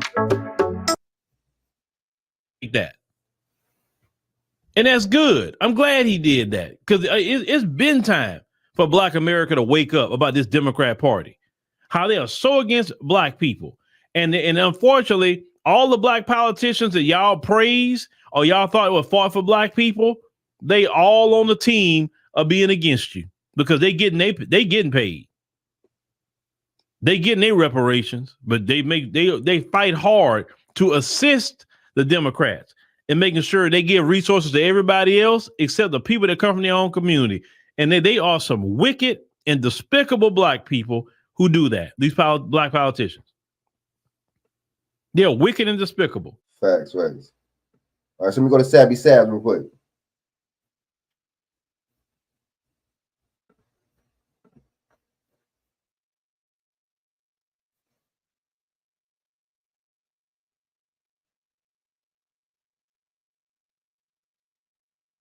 Know him. All right, so this is fair use 1976 under Copyright Act. This gives me allowance to report on this video for commentary and educational purposes. Check out Sabby Sab. She be spitting. She be breaking it down. Check her out. From his most, I think, viral recent encounter with Roland Martin. What is going on, Jamal? How What's are up? I'm good. How are you? I'm good. How are you? I'm good. Thank you so much for having me. You was talking some good stuff. I was like shaking my head, like, come on, tell them about it, because we got to get off this plantation, and we got to same dude that confronted Roland Martin, by the way. Make sure that we need to be independent. That's the reality, and because neither party represent our interests. I don't believe in capping for either side. We can go on throughout time. And folks are talking about project this, project 2025. We've been living a project since 1619, and before that, and project Jim Crow and Project Redline and Project War on Drugs and Project, we're going down the line of the things that are still going on to this day. And so the reality is I don't believe that either party represents the interests of our people. And so we should be independent and crafting an agenda to push on both parties to adopt it. If not, creating our own party, which we should have had one, or supporting third parties. So, I'm for all the smoke because they, the Jewish folks ain't got to beg them. The Asian community ain't got to beg them for an anti-Asian hate bill. We've been getting hate since the beginning of time, and we still ain't got a hate bill for black people. But the Asian people step up at one time after COVID. They get an anti-Asian bill with a snap of a finger. All other groups of people don't have to care about who is Republican and Democrat because their community's interest is going to be represented. We are the only group of people who get nothing, and yet we cap for the Democrats so much like they care about us. We got to stop it. That is weird. What kind of weird relationship is? What is that, like a cheating spouse relationship or something, bro? Like a You know what I'm saying? It just don't make no sense, man. We grown people, man. We falling for that same old, man. You got that's showing people how to treat you, right? Or showing people how, that showing people that what you would be okay with. That's all that is. And that's sad, really, though, to be honest with you.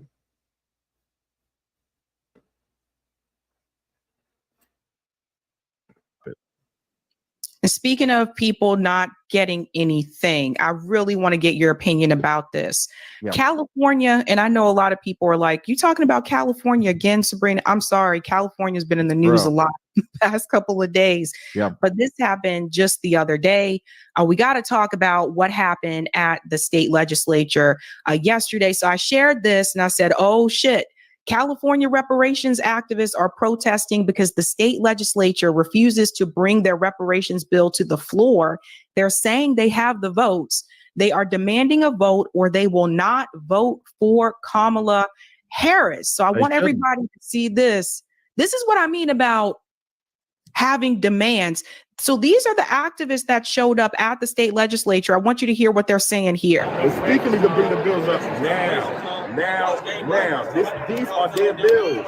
They have their names on the bills. They killing their own bills because they scared of the government. Now, listen, they gonna see this and they gonna get mad at us.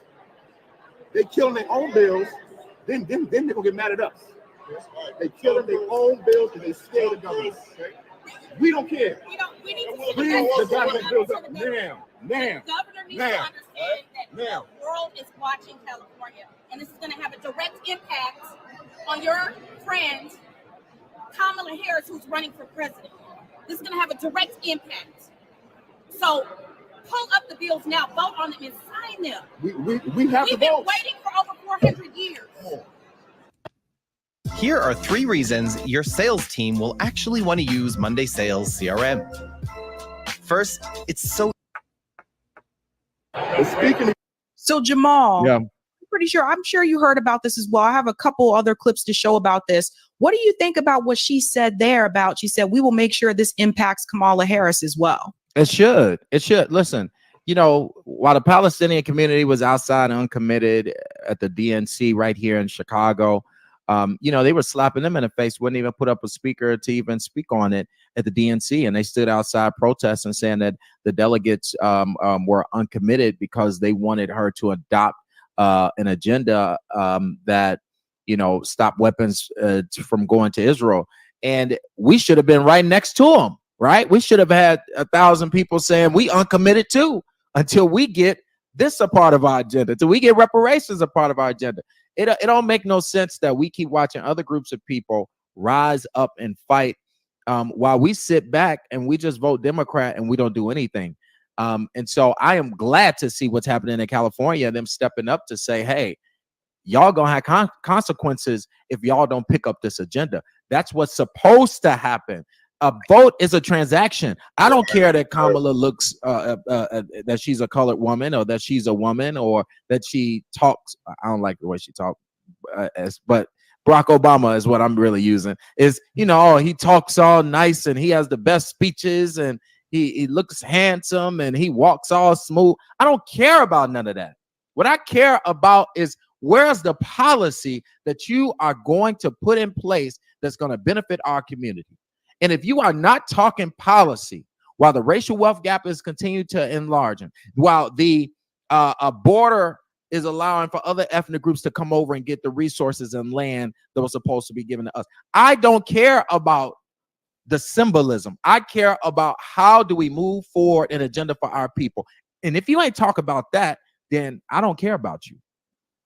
And that's how it should be. Yeah, and here's another video here I want to show people because they were very vocal here saying, you know, we want the vote.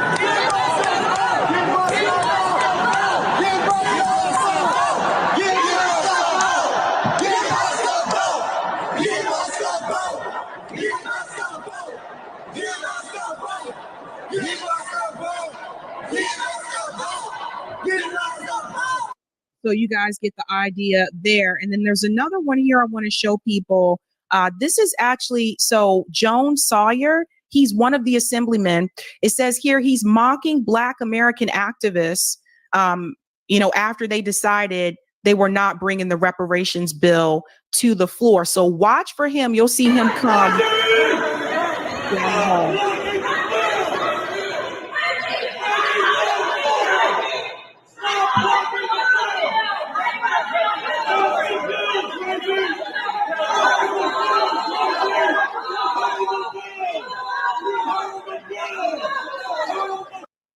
So that's him right there, Jamal. He's mocking so for people who don't understand what happened here, he's a member of the Congressional Black Caucus in California. The congressional We gotta dismantle them, man. We gotta put political pressure on these people, man, and make sure they feel it and make it to where we can get rid of these people, man. Because there's no point in having no Congressional Black Caucus, in my opinion, at all. Period. We got to get rid of these people, man. We got to make sure that these motherfuckers go down, man. There's no point in having a Congressional Black Caucus at all.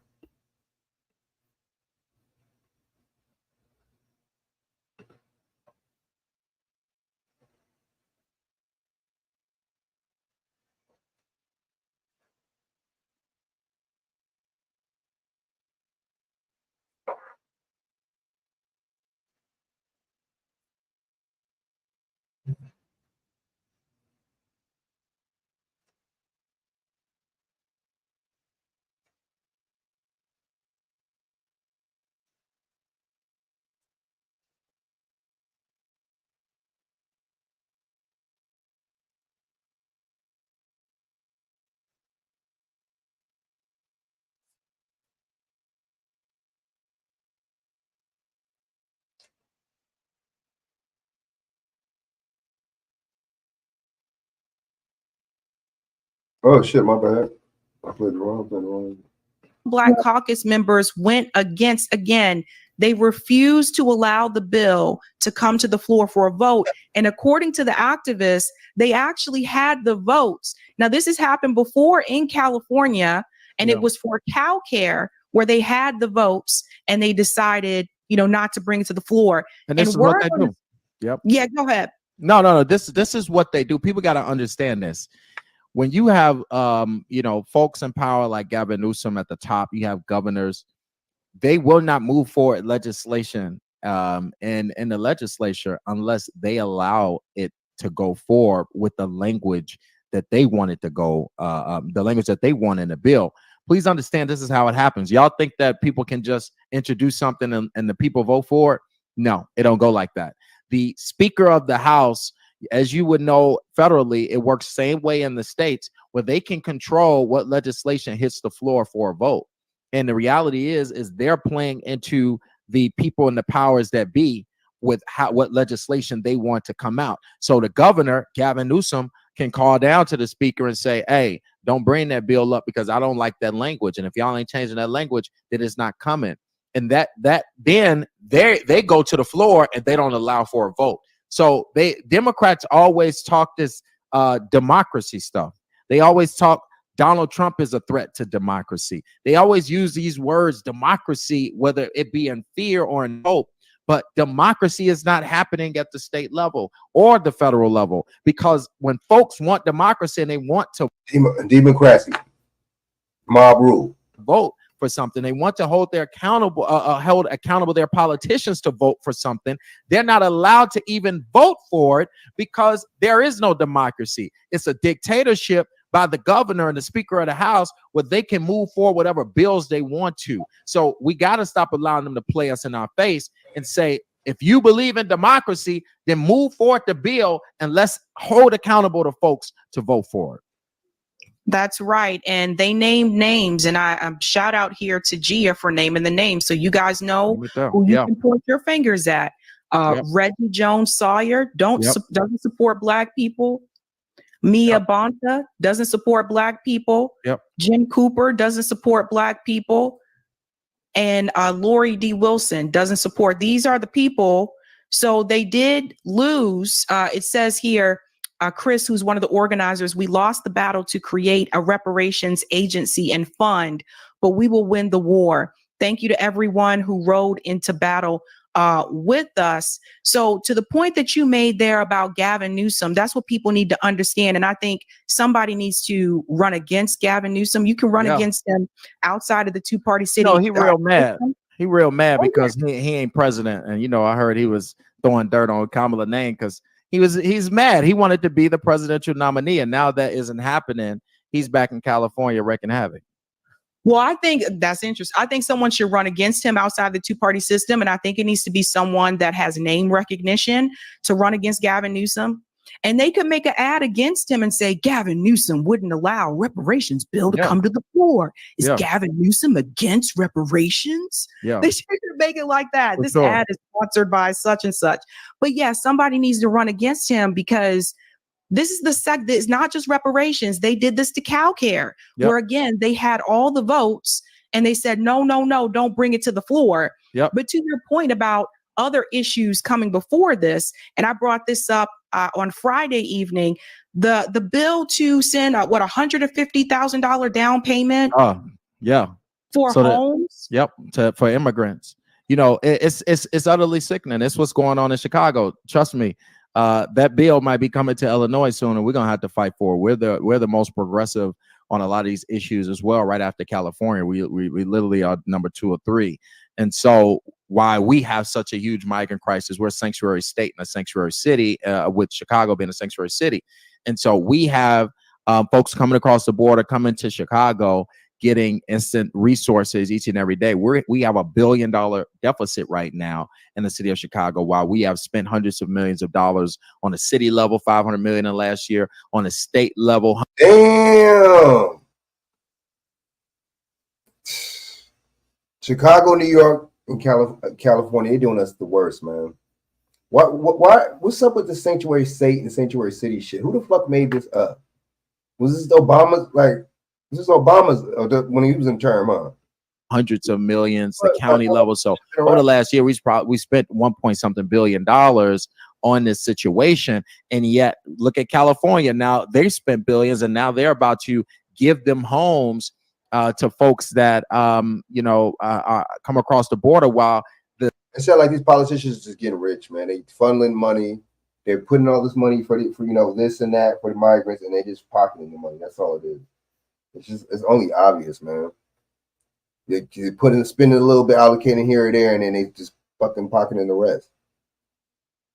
This is the foreign government. Folks that are right here in the communities that are starving, the homeless people, y'all removing all these homeless encampments out there. Gavin Newsom want to look like he removing homeless encampments. You doing all these different political plays while those very people need the ability to own a home. Those very people need the services that they need. And yet, instead of provide millions of dollars so that you can attack the services of the people, the citizens who have paid taxes and just maybe fallen on hard times now, you would rather give that money to folks who come across the border. This is, they don't prioritize us. And that's why we got to hold them accountable for it. And this is something you tried to explain to Roland Martin on Twitter, who is, he's a Democrat shill. And I feel like, you're in Chicago, you ran for mayor of Chicago. There's been a lot of criticism towards Brandon Johnson from people in the Black communities in Chicago, because he's the worst mayor we ever had.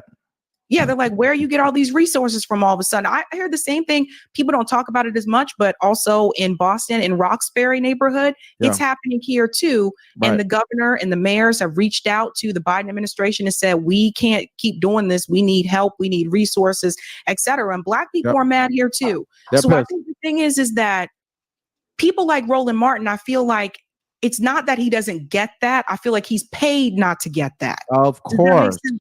So shout out to Sabby Sad. Salute to her. Check out her channel, man. She's spitting back.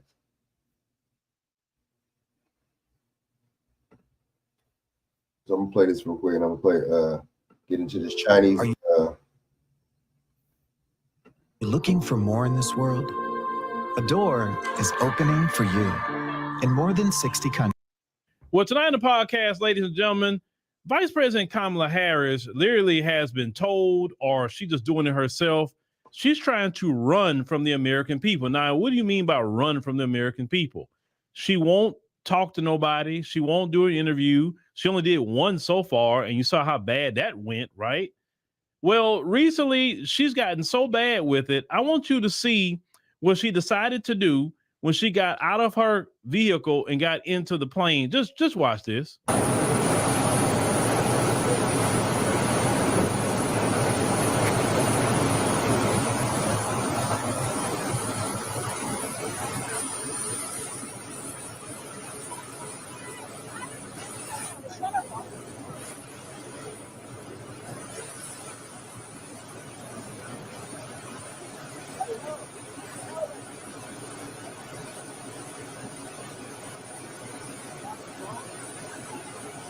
some people are pointing out that she put them earplugs in her ears to act like she didn't hear the media talking to her because she was on this important phone call.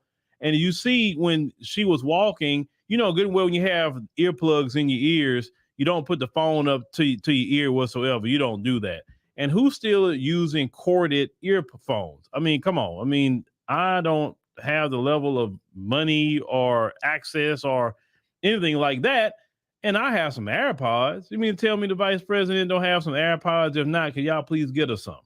Now, she keeps running from the media. She keeps running. She won't do a press conference whatsoever. Maybe not running. Maybe she just don't respect. She just don't give a fuck because she knows that people are going to vote for her. She probably already knows she's going to be the president. You have to understand, she wants to be the president of this country. She wants to be my president, right? That's what she's running to be.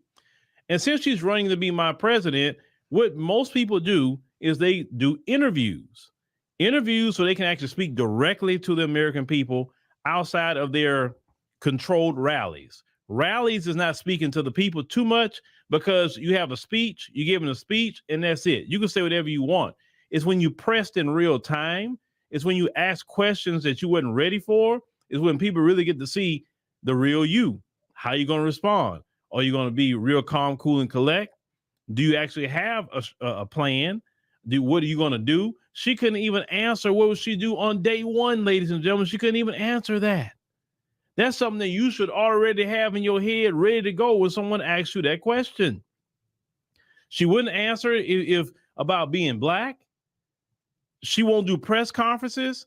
Listen, I'm going to tell you this. That what strategies, what she's doing is going to actually hurt her in the end. Every time I look up, J.D. Vance and Trump, they always on TV interviewing. Trump is on people's podcasts. Trump is all over the place interviewing. But she's not interviewing she's not even going to the comfortable places. She did CNN. She didn't even do MSNBC. She didn't go on The View. That's like her people, right? She haven't talked to the Breakfast Club. She haven't talked to anybody. She won't go on no podcast. Nobody that's like just rah-rah cheering for her. Listen, she won't even go on Boulay Martin's show. And these days, Bussy Martin, but Boulay Martin wouldn't even go on his show. And that is a friendly for her. He crashes out for her every day.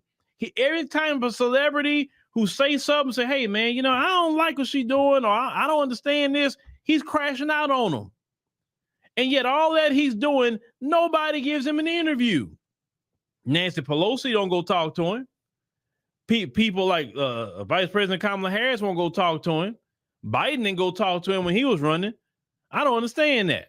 You be going to the White House with him, but they won't even come on your show. That says a lot what they think about him. But when you are trying to get a job, you have to interview. Every job I've ever gotten in my life, I had to interview, whether it's a phone interview. She, you know, and that just goes to show she don't care, you know what I mean? That just goes to show that she knows she cocky. I think she probably already knows she gonna win. I think she, you know what I'm saying, she's just cocky up the situation. She knows that black people and a lot of people are just flocking to her just because she's a so-called black female. She knows that she doesn't have to really come with no kind of policy because people are still gonna vote for her because they're fucking stupid. And that's men and women. A lot of the LGBT, you know what I'm saying, and a lot of these what's names too, man, especially. A lot of these people in these secret societies and these what's the name, these sororities. I don't know, man. I same old scripts, man. Or an in-person interview, whether I had to take a test before I even got to the interview. That's the way jobs usually work. And when she's avoiding press conferences that she can conduct herself, she's avoiding interviews that tell people a lot about her, that she's not ready because clearly she can't deal with the pressure. If you cannot handle a journalist asking you questions, if you can't handle a press conference, she should be doing town halls. Think about it. She's only about right now 61 days out. 61 days. And you mean to tell me you won't do a town hall, you won't do press conferences, you won't do interviews? If it was me and I had to say, man, I got 61 days, I'm interviewing with everybody I can. I'm doing press conferences. I'm doing town halls because I want everybody to get to know me. I'm ready for the tough questions. I'm ready for it all. Bring it. Because I want y'all to make sure that you heard everything I had to say. So you want to vote for me, you could, but how can you want to vote for me if I don't talk to you? And all this, the Democrat shields, oh, just be quiet. She ain't got to talk to you. Let me tell you something. When y'all saying that she ain't got to talk to y'all, that's basically what you're saying is she's too good to talk to us commoner Americans. She's too good for that. And because she's too good to talk to us commoner Americans, then, you know, that tells me that people probably shouldn't vote for her, even if they supported her. Who's she supposed to be that she can't talk to nobody? The days of putting your career on hold to earn your MBA are over. With the fully online. Well, he's right though. He's right. So shout out to him, man. Phil Scott. All right, so I'm gonna go in on the. Let's talk about this Nasty Pelosi, man. Nasty Pelosi and this China connection, man. Nasty Nancy. And I don't mean that in a good way.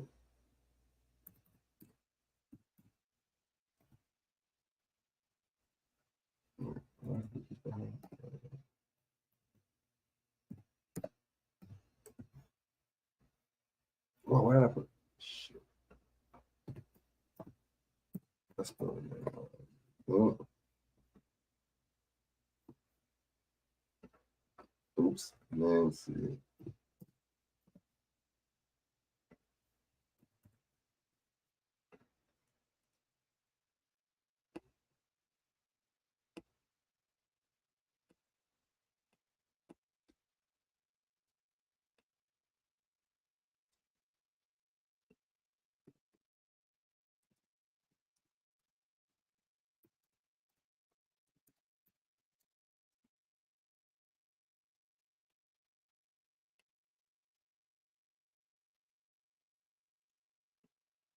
How come?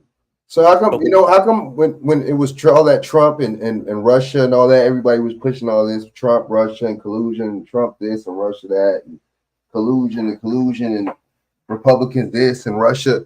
But how come when it's, actually comes out of these Democrats promoting Chinese communist interests, why is there not, this is not as bigger than it should be?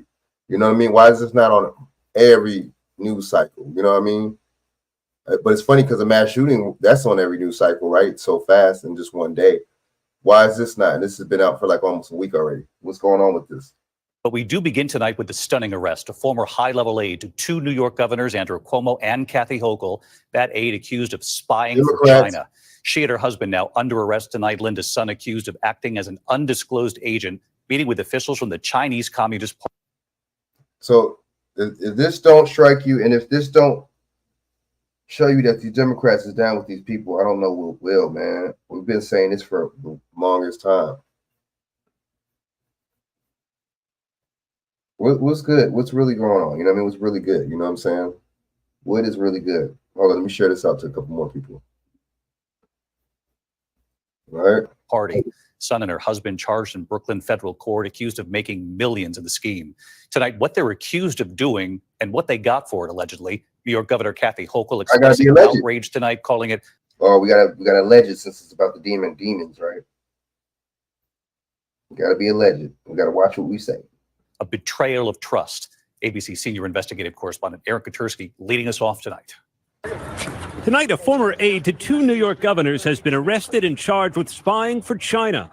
Authorities searching the Long Island home of Linda's son and her husband, Chris Hu. Federal prosecutors say the couple received millions in kickbacks from China and laundered the monetary proceeds to buy the mansion in Manhasset, New York for $3.5 million, a condominium in Honolulu, Hawaii for nearly $2 million, and various luxury automobiles, including a Ferrari. Son worked for former Governor Andrew Cuomo and his successor, Governor Kathy Hochul, for more than a decade and never disclosed any benefits she received. Instead, prosecutors say she acted as an undisclosed agent of China, allegedly blocking representatives of the time. We gotta say alleged. Okay, right. When it works against the narrative, we gotta say alleged. I mean, we don't say alleged. But when it works with the narrative, we gotta say alleged. That makes sense. No, excuse me. Taiwanese government from having access to the New York State governor's office and changing the governor's messaging regarding issues of importance to the Chinese. Sun traveled to China, as seen in this photo included in the indictment, where prosecutors say she met with officials from the Chinese Communist Party. She and her family also allegedly received gifts from China, including tickets to shows, concerts, and events, as well as salted ducks prepared by a Chinese government official. Wow. So I guess that's a delicacy out there, huh? Official's personal chef. Sun is a naturalized U.S. citizen who was born in China and rose to become Hochul's deputy chief. See, that's what I'm talking about. That's what I'm talking about. I'm sorry, you got to stop immigration, period. Any kind of immigration, just stop it. Stop it. Stop letting people, this is already fucking overcrowded country as it is. Stop letting people over here, man. You let these people over here, but that makes sense. You're going to let her over here from China for that kind of interest. And then make her a naturalized citizen and everything. She know English, you know what I'm saying, and everything, and living like a normal, just, you know what I mean, person out here, you know, but then just living a double life, a double agent. Of staff. Late today, Hochul responding. I'm furious and I'm outraged and absolutely shocked at How are you shocked when she has a connection with you? How are you shocked? Oh, you got to act like you shocked. how brazen her behavior was. It was a betrayal of trust. Like y'all don't know that, like she wasn't a spy for China. Like you don't know that. How do you not know that? The trust of government, the trust of the people. Oh, the government. And I'll tell you this: the second we discovered some levels of misconduct, we fired her. And a representative for former Governor Cuomo saying that while he was in office, Sun had little to no interaction. They knew that. They knew because why did you fire her? Why did you fire her then if you didn't know? Action with the governor.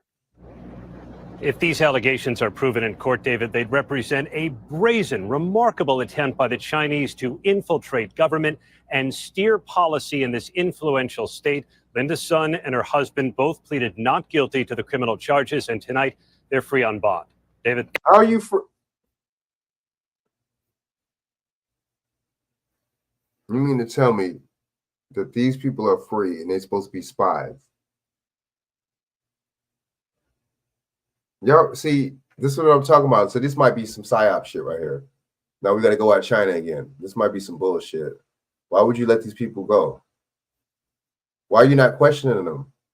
You see how this lets you know how stupid people are and how much this is bullshit. Why are you not questioning these people? Shouldn't you be interrogating them? I thought you did that to spies. I thought you interrogated them. That's what I thought. I thought they didn't have rights. I thought right to a speedy trial, habeas corpus goes out the window. See, oh my God, man. You can't make this up. I'm glad I played this because I wasn't gonna play this. So that lets you know this might be a psyop too. Aaron Gutersky leading us off here in New York tonight. Aaron, thank you. We ain't playing no more of that, dude. So this is not looking good. You know. 10. All right, one more. Good evening, everyone. A former aide to Governor Kathy Hochul is charged with secretly acting as a spy for the Chinese government. Linda Sun and her husband were arrested this morning at their home on Long Island. Our Dylan Morello spoke. But see, what's the point of saying they were arrested and you bond them out? And they don't have no rights under habeas corpus. You don't have. It doesn't work like that. You're a spy or being accused of a spy. You're not a regular. Everything goes out the window at that point. Now it's treasonous though. So you let the treasonous people go and get bonded out. Okay, let's go. Spoke with a former FBI agent about this tonight. Dylan. David Kelsey, Linda's son, and her husband pleaded not guilty to criminal charges after prosecutors claimed they were agents for the Chinese government, advancing Beijing's agenda in exchange for millions of dollars in compensation and gifts. There are spies. I mean, that's the way of the world. And we do it. Every country does it. Linda's son held numerous posts in New York State government. So you're trying to. So that's supposed to be. You're supposed to be sticking up for it, right? That's the answer that you give. Oh, everybody does it. Oh, everybody's treasonous. Okay, let's go. And for nearly a decade, including Deputy Chief of Staff for Governor Kathy Hochul and Deputy Diversity Officer for former Governor Andrew Cuomo. Federal prosecutors say Sun blocked representatives of the Taiwanese government from having access to high-level state officials. She also is accused of altering state governmental messaging on issues related to the Chinese government. News 4 sat down with former FBI agent Bernie Tolbert, who says situations like this are more common than we think. They say I intelligence. can see that. I can see that. I can see that. Yeah, I agree with that. But it's not. That's not good though. The second oldest I can see that, though. occupation in the world next to prostitution. They find somebody who may be vulnerable, or who's willing to assist them, and they try to reap whatever harvest they can. Sun is charged with violating the Foreign Agents Registration But why does she get to bail out? Act, money laundering, and helping people commit visa fraud and enter the U.S. illegally. I didn't see anything that related to national security. So no classified information was exchanged or gotten or leaked or anything passed. So why are y'all reporting it as such then? Why are you guys reporting it like that then? Why is the news or media reporting it like that? See, this media is a part of it too. I'm telling you, a disingenuous, just to confuse you, give you twists and turns, give you all types of leaps and bounds. And it's just enough is enough. You know what I mean? This is more along the lines of a business, giving a country advantages that will perhaps down the road lead into areas of classified material. So how exactly did the FBI catch on to Sun's illegal actions? Either someone brought it to the attention of the U.S. government that there's a person who's doing something, or there's another investigation that's being conducted and you get wind of it on an overhear. In a statement, a spokesperson for Hochul's office said Sun was hired by the executive chamber a decade ago, and the administration fired her in 2023 after discovering evidence of misconduct. Senate Republican leader Rob Ortt says a spy under 2 administrations is an alarming security failure. She just happens to be in a position where she worked for Hochul and Cuomo and had access. Nah. But I don't think there's even a shred of suggestion that anybody in the U.S. government was complicit and was a part of this. Right. Then why was she working for them then? Why is she working for politicians then? You serious? You make it seem like she was working at AT&T or some shit, or fucking, y'all make it seem like she was working for Verizon or motherfucking, Walmart or something. Come on, man. She working for a politician, and you gonna say you don't think there's no direct connection. All right. One more. All right, turning now to a case Fair involving... use 1976 under the Copyright Act. This gives me allowance to report on this commentary and educational purposes. Millions of dollars, gifts, and gourmet duck. U.S. officials charging Linda Sun, a former aide to New York Governor Kathy Hochul, with acting as an agent of the Chinese government.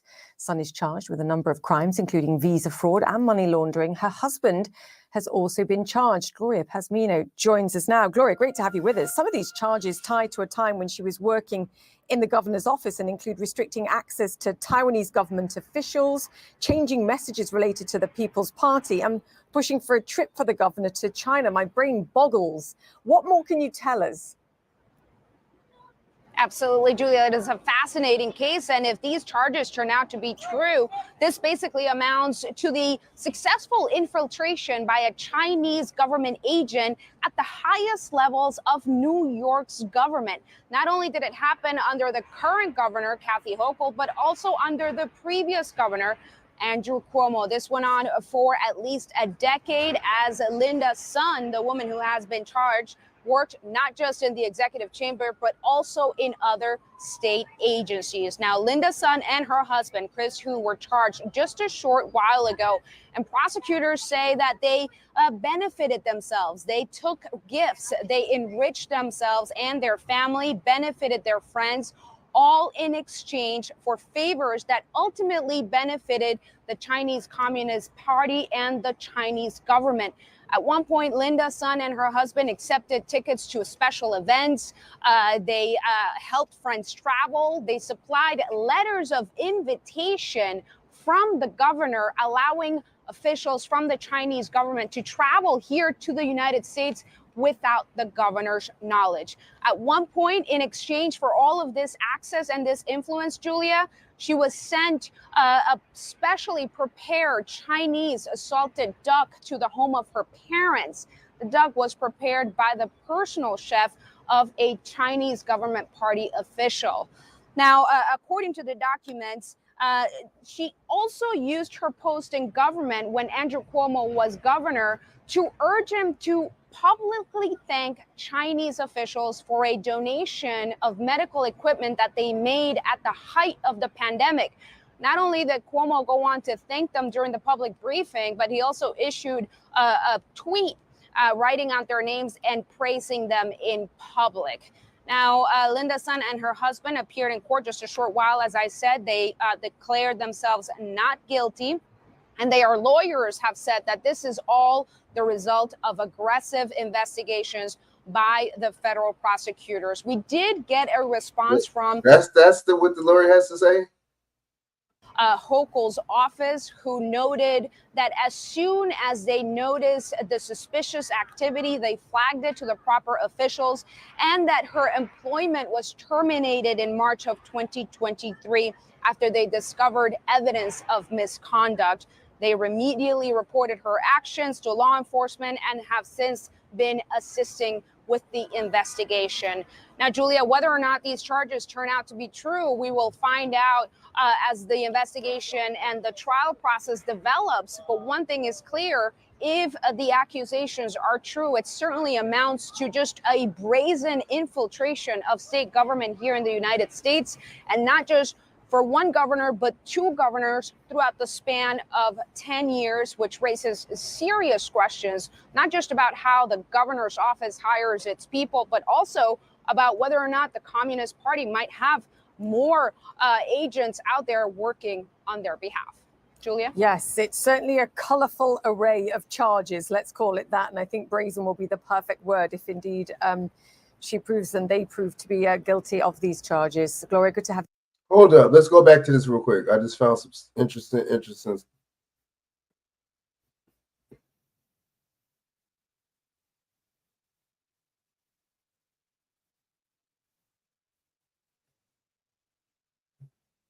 House. We watched those investigators seize. Why are they not trying the family though? Why is nobody? Why is none of them getting arrested? If this really, if his kid really did that, why are none of them getting charged with anything? Can anybody please answer me that question? Everything from computers to guns. Why are they not getting charged? We were here at the Barrow County home of 14-year-old Colt Gray as more than a dozen law enforcement agents and police officers, including ATF, combed the family house for hours, gathering evidence, including a gun you can see here and from Newsdrone 2. Where was the gun? Did they didn't get the gun that was on the scene? I'm confused. Why would they need to go to his house to get gun? I'm confused. Did they get the gun that was on the scene? He surrendered, right? They didn't get the gun that was on the scene that he had. Why would they need to go to his house? Did he go to his house and took a lunch break and then came back?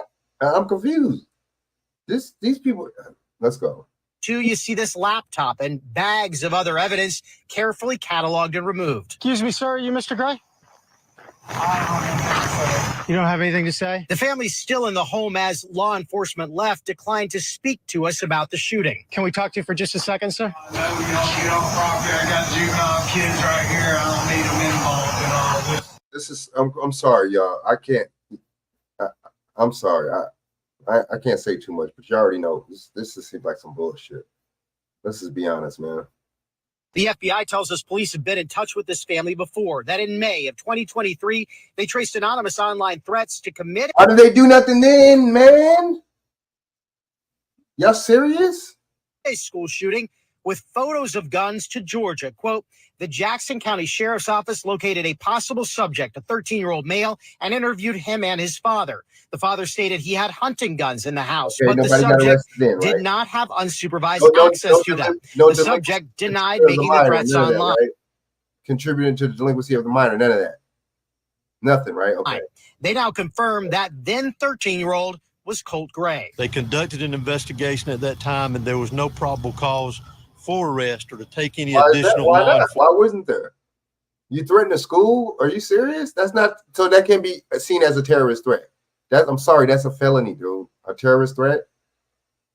enforcement action. Christine Ridings lives across the street from the Grays and says she never saw Colt until this morning. Today, I saw this tall guy with blue jeans, a black hoodie, had the hood up, a black backpack, get on the bus. And I'm like, this is odd.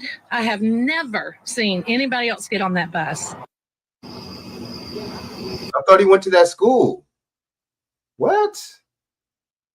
And GBI Director Hosey this evening telling us repeatedly that there is a lot of work ahead, that they are combing through large amounts of evidence. We saw them bring a lot of that right here out of this home. They also tell us that along with that contact with the Jackson County Sheriff's Office, that the Georgia Division of Children and Families has in the past been in touch with this family, with this home. They're digging more into that as well. Reporting live in Barrow County, Justin Gray for WSB Tonight. And right now, Justin, this is just the first few hours post what has happened in what is set to be a long investigation. Thank you. Why would it be a long investigation? What? So now they got Montel Williams speaking on it. Why is Montel Williams speaking? Oh, because he used to mess with Kamala Harris. So y'all don't see the connection, the political connection to Montel Williams in this story. So he used to mess with Kamala Harris, and she's running for the vice president. And now he's talking about the situation. Y'all can't make this up. This is such a sickening habit now that we have in this country. What are you feeling today as we report on this yet again? Montel Williams, first thing I did where do you come from? Was I look back at an op-ed piece that I wrote back in February of 2018. Oh, he's getting old. After Parkland shooting, because on my show, I don't know if a lot of people remember this or not, but I probably had the majority of. Why are they linking this to the Parkland shooting? Why? What's the significance? In Columbine, several of the school victims came aboard the show.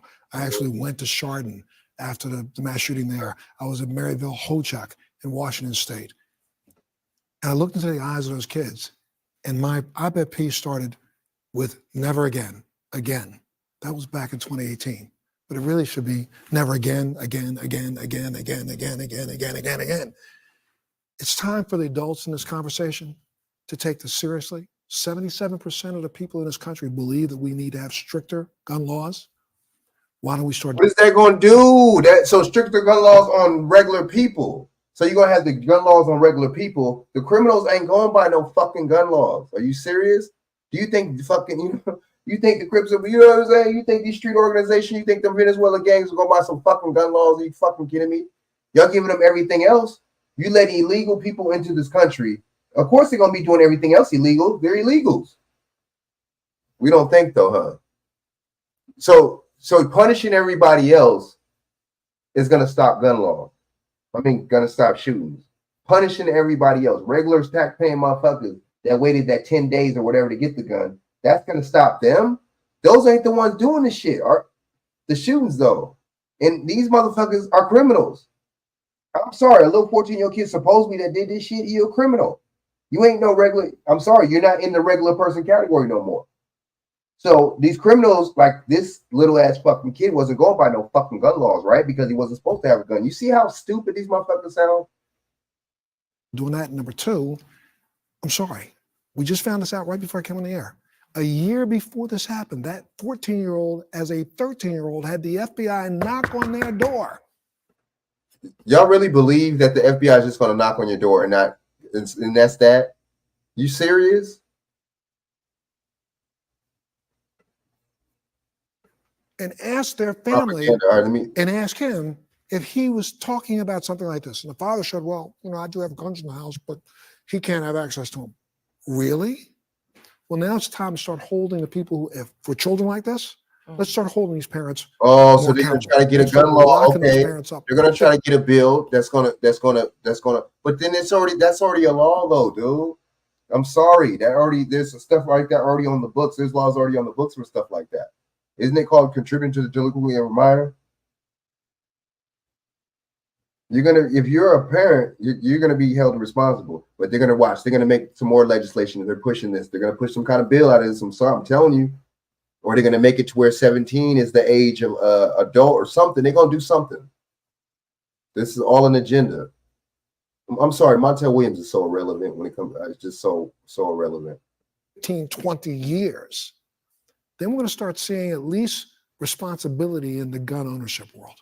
Yeah, I mean, there's that part of it. I mean, look, there's so many aspects of this that are just, I don't want to say mind-boggling, because in a way, we are seeing the same patterns happening over and over again. But that part of it, the parents' responsibility, law enforcement, when they hear a report somewhat credible with a child who has access to weapons, do they have options? Are they utilizing their options? What's happening here? You know, it's interesting. The White House, when I was there a couple of years ago, they were very focused on this. The president and vice president were able to get a bipartisan, a very small bipartisan gun control piece of legislation passed.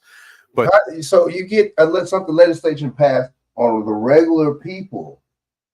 That's who it impacts, the regular fucking people. The criminals ain't going by this shit. Criminals are against the law. They outlaws, aren't they? So guess what? They not following no fucking gun laws. So what is the point in passing something like this? What's the point? To make it seem like they're doing so, to make, you know why? To take guns from everybody, and to make it to where only the police and the army have guns. Oh, and Obama did that blue alert law to give police military style weapons. Wow. So they can have military style weapons and you don't have nothing. But you keep hearing the same refrain. I heard somebody say it today. It can't happen here. We never thought it could happen here. And these idiots just push it, and they don't even question it on the air. Why? But see, they can't. They get paid to push it. Why would they do that? Come on, anybody with common sense would tell you that these gun laws and all this legislation it's not going to help. It ain't going to help, man. This is going to make it's going to strip people from having guns. That's what it's all. Wow. When are we going to say that enough is enough from this government, man? When are we going to say too much control is too much? Control is too much. When are we going to say we tired of being governed and controlled?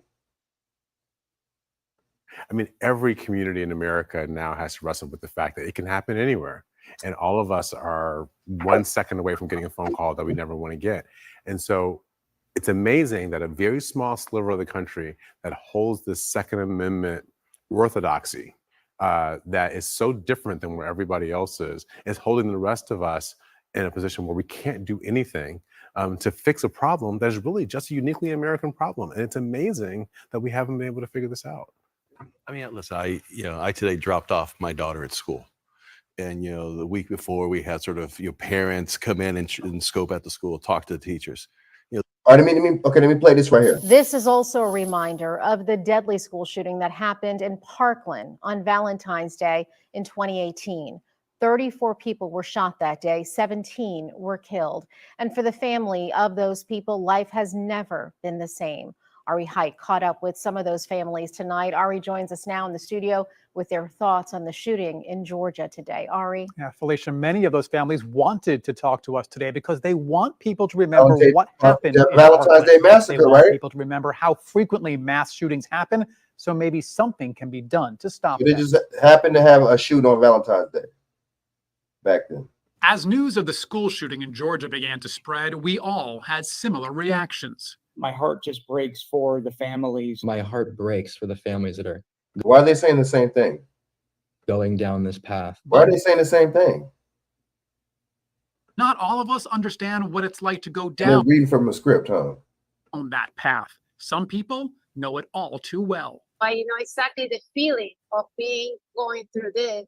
Patricia Oliver's son, Joaquin, was killed during the shooting at Marjorie Stoneman Douglas High School in Parkland in 2018.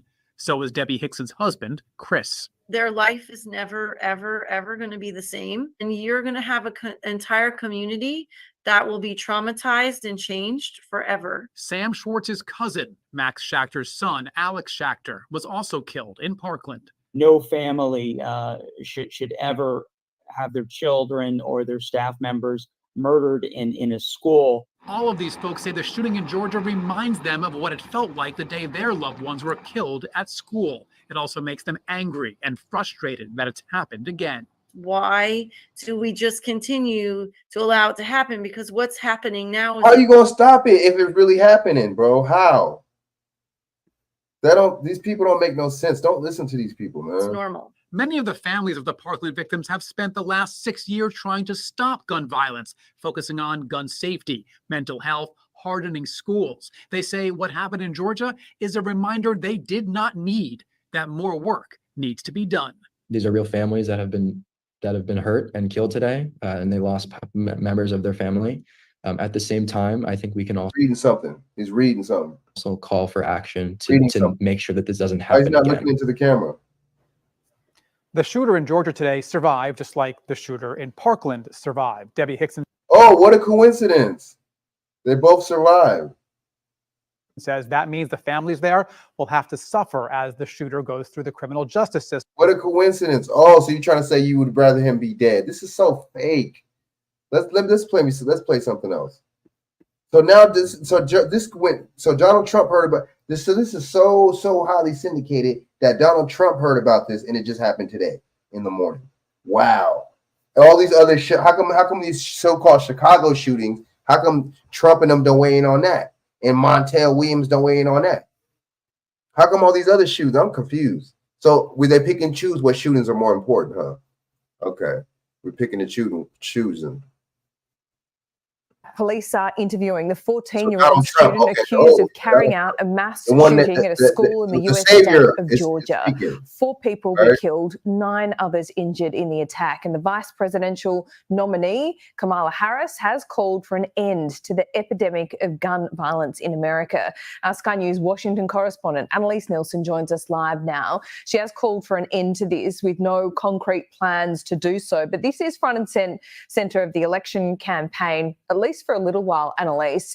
But on the investigation, police still don't know what the motive is. No, and this will be at the heart of the investigation, which they say will be carried out at the school in the next couple of days. Eyewitnesses have said this 14-year-old student, Colt Gray, left his algebra class in the morning. And why is she smiling? Why is she smiling? Why would you smile at reporting this story? Look at her. Why are you smiling? People thought he might have been going to the bathroom or just simply skipping class. And when he came back, he tried to re-enter with the firearm, but a fellow student saw that, wouldn't let him open the door. And then he went on to shoot.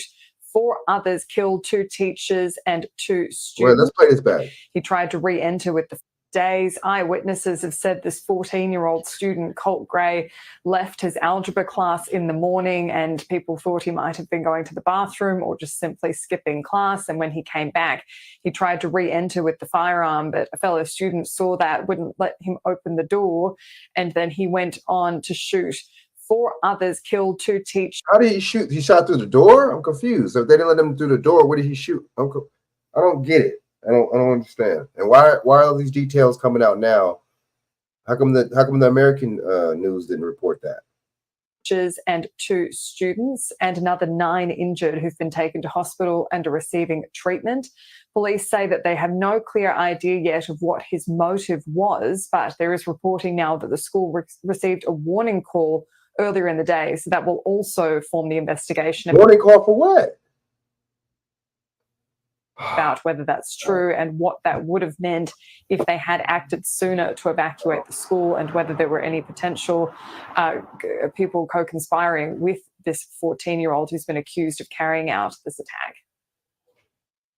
I want to give our sympathies to our community, our school system, our kids, our parents that had to witness this today. Obviously, what you see behind us is an evil thing. Of those that are deceased, 2 are students and 2 are teachers here at the school. The priority right now for us within this investigation is to gather all the facts, to make sure that we're accurate with it, because this is a murder investigation. Now, gun control is always a politically volatile topic in the United States that does tend to come back into focus after events like... So gun control just means controlling people's guns. That's all that means. Duh. Y'all don't get it? This, Kamala Harris was on the campaign trail in New Hampshire today and responded in these unscripted remarks about the shooting, which had happened just hours before. It's just outrageous that every day in our country, in the United States of America, that parents have to send their children to school worried about Wow. whether or So not. why is these? This is just this is a shooting at school. Why is the vice president and the president, the person running for president, speaking on this? Why are these political officials speaking on this? Seriously, honestly, why? Their child will come home alive. It's senseless. It is. We've got to stop it. And we have to end this epidemic of gun violence in our country once and for all. How are we gonna do it that? doesn't have to be this way. How are we gonna It do it? doesn't have to be this way. No policy. Okay. And taking control of people's guns, the regular every day going to the shooting range, regular fucking going to work 9 o'clock, clocking in, fucking slavery type people. How is that gonna taking their guns? How is that gonna help the situation? And Laura, I said last hour that Donald Trump hadn't responded yet. Unfortunately, I missed it. He has responded. We can show that to you now. He said, "Our hearts are with the victims and loved ones of those affected by the tragic event in Winder, Georgia. These cherished children were taken from us far too soon by a sick and deranged monster." The schools will remain closed throughout the week as they go into these investigations. It's only just after the Labor Day long weekend here, so schools only just started back up. And then 2 days right before Labor. My bad. It was. Oh, that's right. It was Labor Day yesterday. Wait. No. 3 days. What? Yeah, 3 days ago. No, 2 days ago, duh. That's right. 2 days ago was so right after Labor Day, right? Okay. For many of these students who've now been evacuated in this horrifying incident. All right, yeah, I'm about to, man. Let me play a couple more things, man. I'm about to get off a little while. Man, this is ridiculous, man. You're a carpenter, and excellence is your standard. There's no shortcut to a job well done. Just good old-fashioned hard work and tools that work hard with you. DeWalt. We got you. Really can't. Oh my God. You know what? Hold up. Police are in. Hold up. This is all. This. All right. And George, ATF and other law enforcement agencies have cleared out here this evening, but the family of 14-year-old Cole. If we had, yes, donate to the school, $FDMG school on your Cash App. $FDMG school on your Cash App. $FDMG school on your Cash App. $FDMG school on your Cash App. If you need to mail in your donation, make it payable to the FDMG Academy, P.O. Box 9634. P.O. Box 9634. P.O. Box 9634, Wilmington, Delaware. That is Wilmington, Delaware, 19809. We appreciate $1, but we would rather have 10. We appreciate $20, but we would rather have 50. We appreciate $50, but we would rather have 100. We appreciate $100, but we would rather have 200. We're trying to renovate a school, brothers and sisters. We're trying to renovate a school. We're not fixing a flat tire. We're not fixing a flat tire. We're not opening up a penny candy shop. We're not selling water ices, okay? We're not selling hot dogs. We're renovating a school. Do you understand? Do you understand? So please, brothers and sisters, give what you can. We're building an institution, okay? We're trying to give our children a chance that we didn't have. That's what we're doing. I don't have to pin it because I done already told you what it is. Don't be lazy. $FDMG school. Don't be lazy. $FDMG school. Before I continue with my message, thank you, Sister Avanti, $10 coming on the Cash App. Thank you, sister. Next time, make it 20, but thank you for that 10. I know you barely had that. Thank you, sister. Damn. Wow, that just goes to show you Shout out to Lennon Honors, man. This is nothing more than a long con. It is all about the money. It's not about the people. It's about the donors. We got a lot to get into. Click first chapter on the feed. Let's get into it. Let's go. FDMG is coming. FDMG is coming. They going in, man. FDMG is coming. They going in. That's funny. I had to play that real quick. So what's up with Roland Martin attacking women, dude? Roland Martin is so corny and so feminine, attacking women. Wow. What's up with you? in the moment. This reminds me of Hillary's hot sauce in my bag, pandering bullshit. So what was I referring to? I was referring to this whack ass conversation from Kamala Harris trying to be something or pretending to be something that she is not. Okay? As you can see, Roland is not tagged. So I want you to hear what she says. And for the people who are not aware, when we say greens, I'm referring to collard greens. It is a dark green leafy vegetable. It's very good. And no, Black people do not wash collards in the bathtub. Listen to what Kamala said. She's at an event. Listen to this. I have a friend who had a Christmas party, Christmas Eve every year, and she asked me to make the greens for a party every year. And I am not lying to you that I would make so many greens that I'd need to wash them in the bathtub.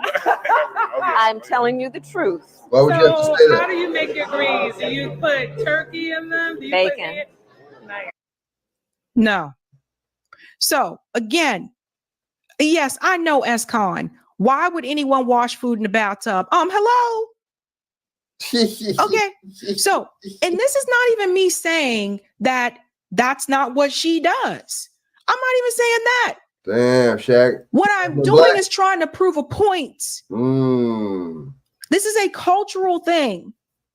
We do not wash greens in a bathtub.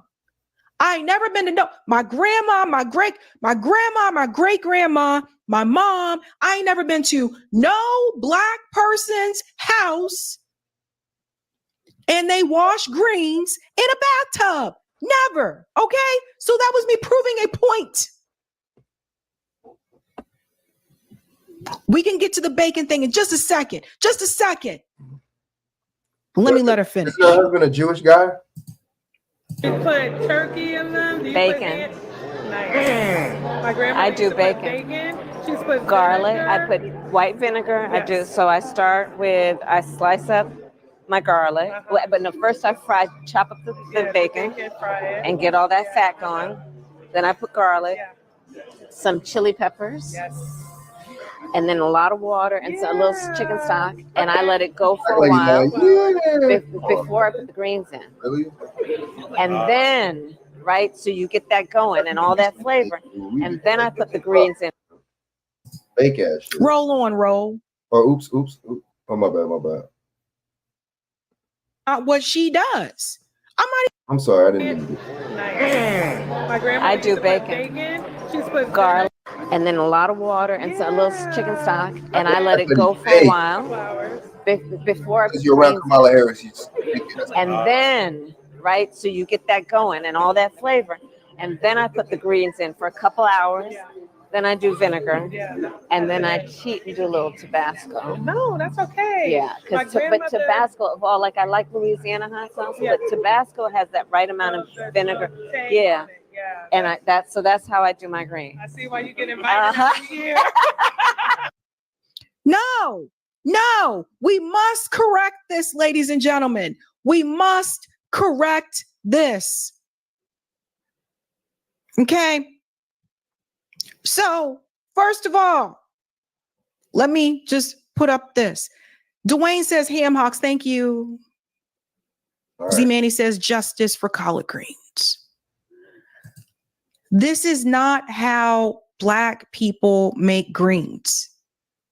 Now, again, I'm not saying she may do it that way, but this is not how Black people make. Do you get? I'm trying to prove a point. This is a cultural thing. And everybody in my family has made them, include me. I also, and this could be a preferential thing, I also don't use no damn bacon.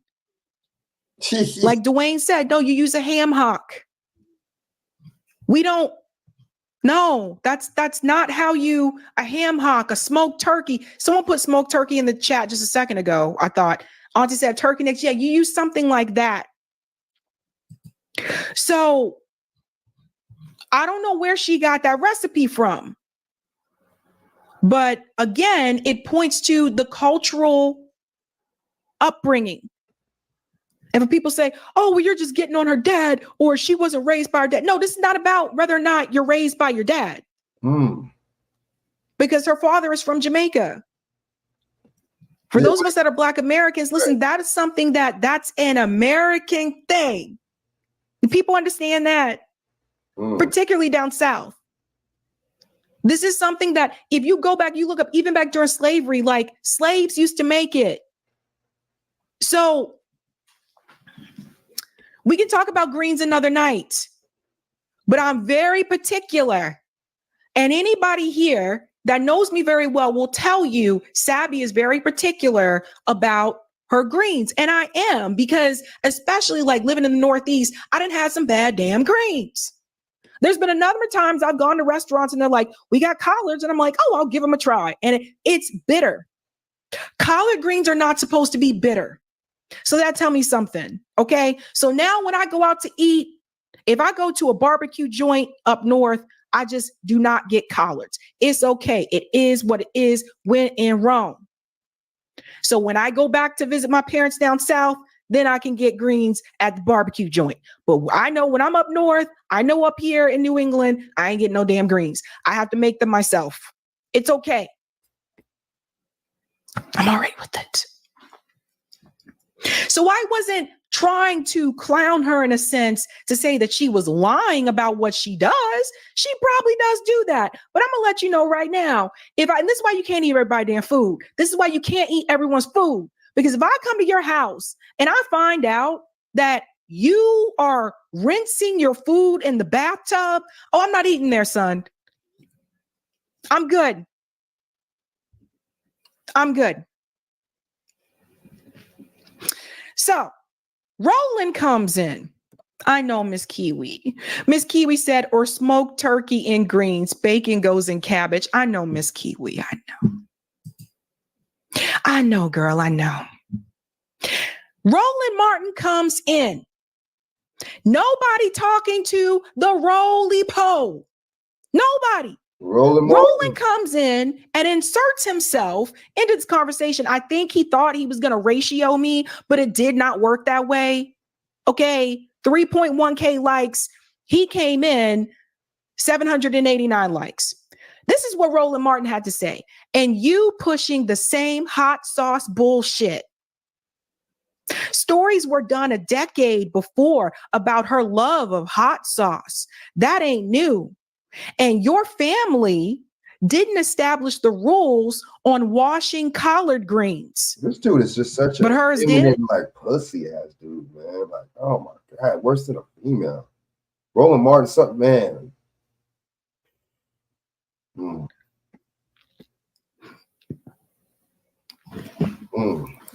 you know about my family, Roland? Yeah, weak dude. Like, want to argue with a female, bro. Hers did. Wow. Did I say my family made the rule? No, I was trying to prove a damn point. And he knows the point that I was trying to make. She's not from the culture. And that's fine. It is what it is. But she should just say that and stop avoiding the question on interviews when people ask you, oh, well, Donald Trump said that you're not Black. She's like, I'm just going to say next question. Okay. I don't know any Black American that would sit there. If somebody said to your face that you're not Black, I don't know any Black American that would sit there and just pretend like, next question. Damn. So think about that. People can't be falling for this again. They did this with you, with Obama, and then now, you know, they trying to do this with Kamala Harris. And people need to know what they're actually getting. And this wouldn't even be an issue if the Democratic Party didn't have her running on, I am a Black woman. And the reason why they're doing that is because she has no policy. She has no platform on her website still today. So they're running on her identity, not on policy. And then they're telling all of you that if you don't support her, then you're anti-Black or you're misogynist. Well, I'm a Black woman, boo. And I'm not anti-Black, and I damn sure as hell am not misogynist. So miss me with all of that. Okay? So Roll the Pole comes in here. You know, he got to bring up the hot sauce stuff. He mad because I mentioned the hot sauce thing because that was his friend, Hillary Clinton, because I brought up Hillary Clinton. And that's a problem because Roland Martin no longer works at TV One because Roland Martin was leaking questions to Hillary Clinton. His buddy, his pal. You don't want this, Roland. You don't want this right now, you know? And so I even said, and I've said this to him before, you don't want to come here. You don't want to come here. I said, you are a shill for a party that has done nothing for Black people but pander and virtue signal. As I said before, Roland, you are more than welcome to have this conversation with me. Will you run from me like you did Jamal Green? Come on the show, Roland. What are you afraid of? What are you afraid of, Roland? Come have this conversation with me face to face. I don't care. Come have this conversation with me face to face. Let's talk about this. Let's talk it out. Roland doesn't want to do that. Roland still wants to be friends with Donna Brazile, DNC chair liar. He still wants to be in the Democrat Party club, even though they booted him from mainstream media. They booted him from corporate media. They got rid of him at CNN. Then they got rid of him at TV One, but he still wants to be in the club. And he wants to be able to shake Hillary Clinton's hand. He wants to be able to dance the two-step with Beyonce. He wants to be able to do the electric slide with Michelle Obama. Roland still wants to roll. I've never been in those circles with those people. I've never been in those elite bubble circles. Roland has been there for years, and he still wants to be there. Still want to be there. And we talk about people pretending to be something that they're not. Why is Kamala Harris changing her accent in Detroit? All of a sudden, her voice just changes. Now, this is not to say what she's saying isn't important. She's talking about what unions have done, which is true, what she says here. But all of a sudden, I felt like I was listening to somebody else. Listen to this. For generations in Detroit and across our nation, the brothers and sisters of labor have stood together to righteously demand fair pay, better benefits, and safe working conditions. And let me say, every person in our nation has benefited from that work. Everywhere I go, I tell people, look, you may not be a union member. You better thank a union member. Excuse me? Where is this coming from? Who is this speaking? It gets worse. Wait for it. Wait a minute. Watch this. Not be a union member. You better thank a union member. For the 5-day work week, you better thank a union member for sick leave. You better thank a union member for paid leave. You better thank a union member for vacation time.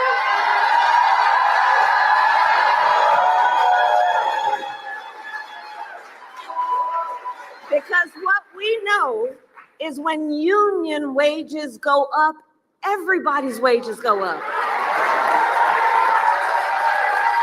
When union workplaces are safer, every workplace is safer.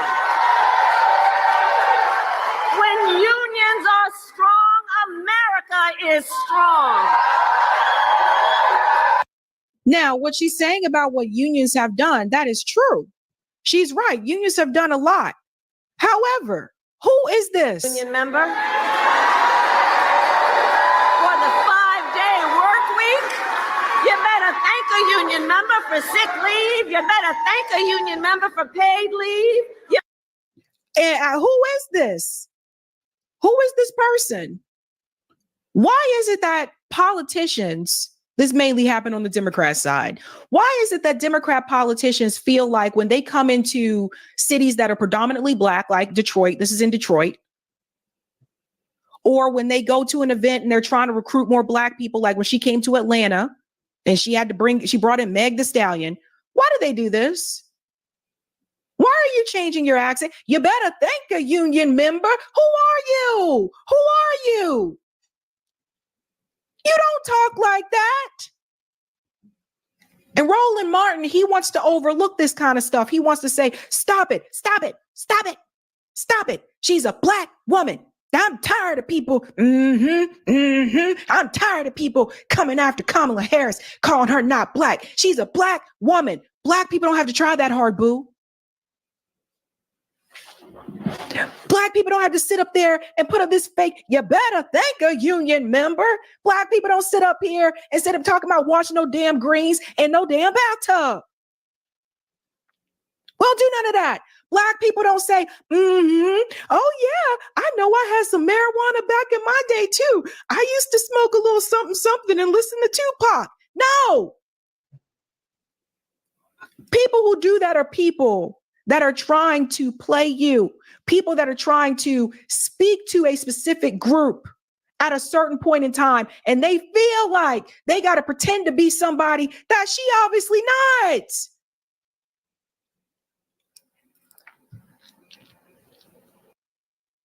At Vistaprint, we print signs so people can see your brand up close. But we also print signs so that people can see your business here, see it here, and see it here, so you stand out. Even when they're way back here. Get 20% off signs and banners at Vistaprint.com. Gente de por aquí de Ontario alrededores, quiero invitarlos a conocer nuestra tienda Botines Charros aquí en la ciudad de Ontario. Si no has venido, ahí te va la dirección. Estamos aquí en el 1520 North Mountain Avenue. Estamos aquí bien pegaditos al Freeway 10. Tenemos mucho producto en la marca Cuadra. Mira, vamos a empezar aquí mostrándoles estas. Estas son en cocodrilo, marca Cuadra. Vean estas, miren. Qué chulada de botas. Estas vienen con suela antirrapante. Chequen estas, miren. Cocodrilo Moreletti. También vienen con suela antirrapante. Ahora, si te gustan los botines, tenemos también estos, mira. Son en la marca Cuadra. Really? Commercials in Spanish now? Okay. You think it's just me? Sorry about that, bro. People noticed it. It was even mentioned at the press conference to Karine Jean-Pierre. Listen. A different topic. Since when does the vice president have what sounds like a Southern accent? I have no idea what you're talking about. Well, I mean, this is. she was talking about unions in Detroit using one tone of voice. Is this something that same you think? line? Okay, Peter. That let's- she used the same line in Pittsburgh, and it sounded like she at least had some kind of a Southern I think, drawl. I mean, What? do you hear the question that? I mean, do you think Americans seriously think that this is an important question? They care. You know what they care about? They care about the economy. They care about lowering costs. They care about healthcare. That's what Americans care about. So that's what they want okay, to well, hear. this is They something- care about. Your colleague just asked me about basically, we talked about, went back and forth about democracy and freedom. Yeah, but the thing is, the reason why people are talking about those things, Karine Jean-Pierre, because it's obvious that Kamala Harris is not who you guys said that she was. And also, she has no policy platform on her website. It's September. That's what they care I about. I'm not agree. even going to entertain some question about the press. It's just hearing it sounds so ridiculous. Well, but hearing it is The question I'm talking about, the questions is just insane. is that how she talks in meetings? I'm just Peter. We're moving on. We're still moving on. So obviously, you know, I'm not the only one that noticed it. Other people are noticing it too. And it's just, you know, the platitudes that I mean, what's up with this lady, man? She just basically the handler for the motherfucker for the White House. And why is she getting so mad and so invested in this shit? You know what I mean? You're just the press secretary. You don't got to get mad and invested in all this, and like it's like they're grilling you about what you're doing. But of course, they got a black immigrant. You know, they got these black immigrants. at these politicians give to Black communities, or when they go into a community that's predominantly Black, it's laughable, it's ridiculous. And they feel like, oh, if I say these things, I don't actually have to do anything for them. Never forget what we found out about Nancy Pelosi's emails, the email that was sent to her during the BLM protest. Never forget that. What was leaked never promised them anything. And that's what the Democratic Party's been doing. They're not doing anything for Black people. Now, a number of people, they'll come over here and say, oh, you're just helping the Republicans. No, I'm not.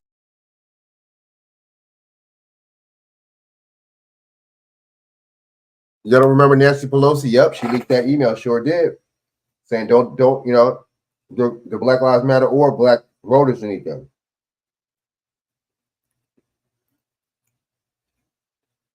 Racist ass motherfucker, man.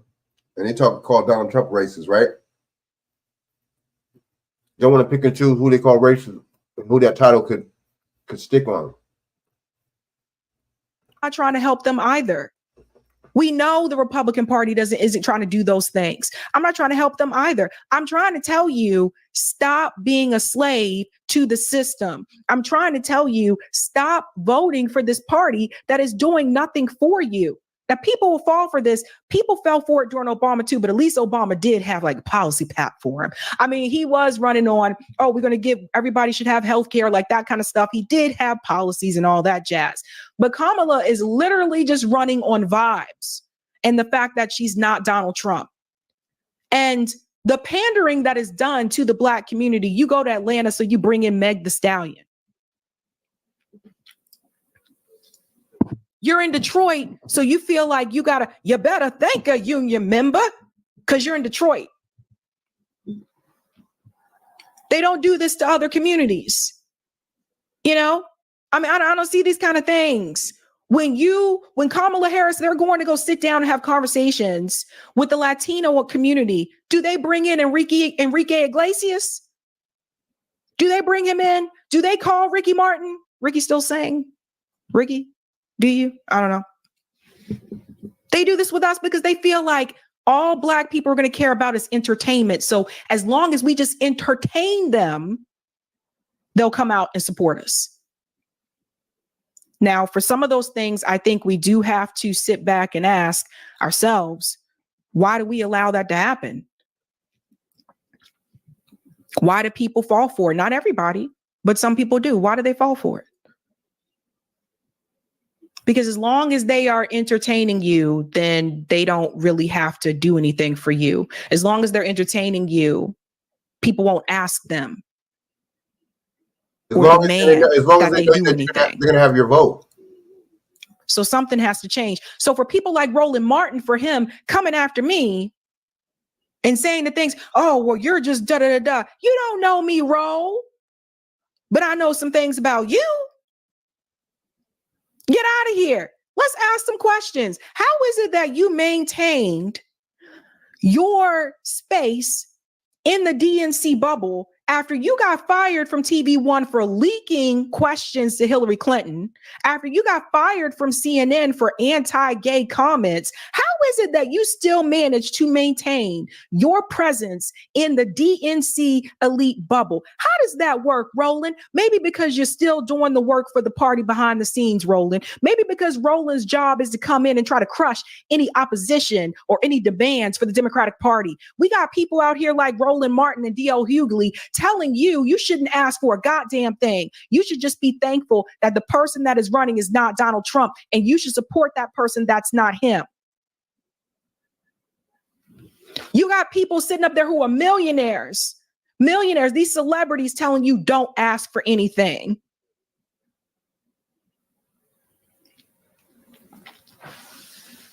So I invited Roland to have the conversation. You don't want to have the conversation. He don't want to have that conversation with me because I think he know how this is going to go. Because I got some questions. How you stay in those circles, Roland? How you stay in those circles when you were cheating behind the damn scenes, handing over questions to people and shit? How you get to stay in those circles? Somebody let me know, because usually when you get fired from corporate media, usually you're not allowed back in those circles. Just ask people like Mark Lamont Hill. So how is it? Roly roll?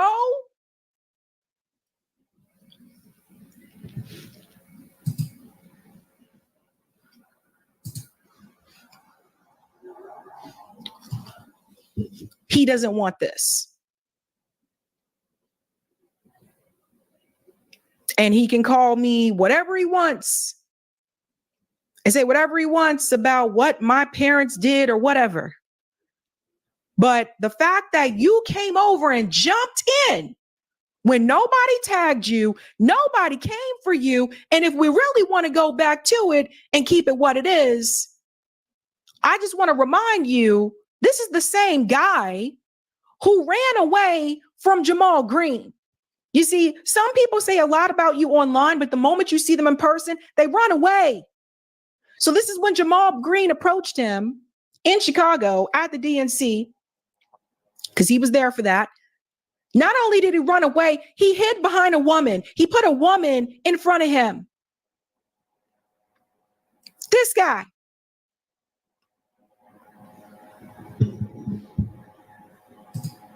Roll on, roll.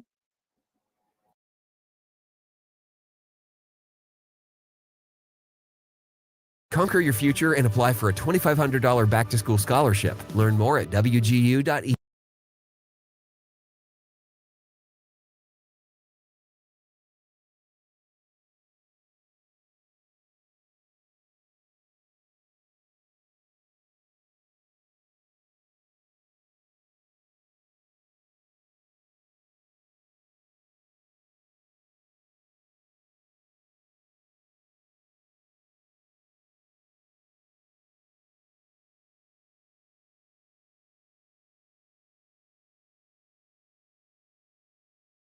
Roland Martin's a shield, man. These dudes are shields at the end of the day, man. How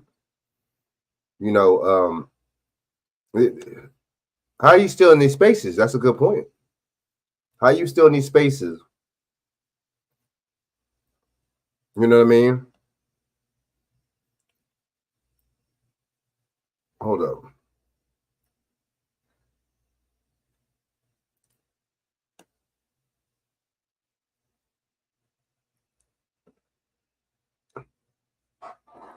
I'm about to get off this thing. I'm real, baby. There's no surefire way to prevent accidents at work.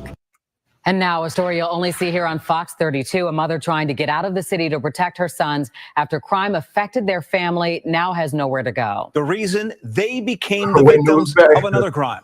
Our Tia Ewing is live with this exclusive. Tia. Well, Scott and Dawn, this is one of those stories that definitely impacts you for the rest of your life. I'm talking about us being the news crew. What you're going to see is chilling Ring camera video. It shows a gunman cocking a gun 3 times. On the other end is a mother and her young son. And that robber is still out there, leaving this family scarred for Why 3 all the time? A second time around. Okay, I got my baby. Please don't hurt. Please don't hurt. No, please. You are listening to a mother's desperate plea to save her life echo through the streets of the greater Grand Crossing neighborhood on Labor Day. You can hear in the Ring camera footage the man holding the gun was seconds away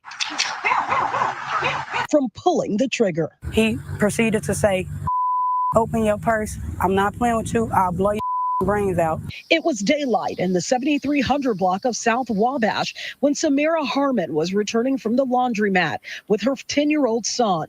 In the video, you see little Amari take off running. I can't get my mind off of it, basically. The robber took off with Harmon's ID, other items, and $1,700. But that wasn't. But why'd she leave the baby?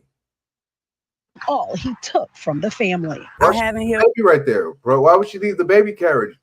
I'm confused. Why would you do that? What? From the trauma. Why did she run with the baby? Losing his father. I'm still dealing with that. That's really, really new. So for you to do this to me while I have my son, I'm going to tell you what you did. I can't sleep at night. I'm terrified. I don't want to leave the house. My 10-year-old son is traumatized. You traumatized my baby. Amari went looking for help for 30 minutes. His small feet pounding the pavement. 30 minutes? Heartbreak woven into every step. You keep looking around. What are you looking for? I'm scared What are you scared about? about getting shot. Thinking fast on her feed, the single mother of two tricked the robber to think police were coming. That's when the man hopped in the passenger side of a waiting 2019 blue Honda Civic and took off, but left behind a memory that can't be erased. I have been doing okay. So you mean to tell me they didn't get no license plate number? And why didn't they show him getting out? Why didn't the video show him get out the car? Why did the video just show him walk up? But I just can't get my mind Kind off of it. weird. The money Harmon saved was for a fresh start. So I feel like Chicago, I love my city, but I'm getting my kids out of this city. I refuse to lose my son or my life to gun violence. I'm scared to walk up and down the street. I'm a taxpayer. A promise she made to her two little boys. He could have took our lives. Definitely, he could have took our lives. Well, people in that neighborhood reported seeing that man casing the area, even trying to break into a home at one point. We did contact the Chicago Police Department. They tell us Area 1 detectives are on the case. Okay, they didn't have no license plate number, even though it was on call and ring cam, right? Interesting. You can't make it. So now they put it going back to Chicago now. Gun violence on campuses. Campuses or one campus? Which one? How many campuses? How many more school shootings was there? Why they say campuses plural? I thought this just happened today. I thought it was only one. I'm confused. Be careful.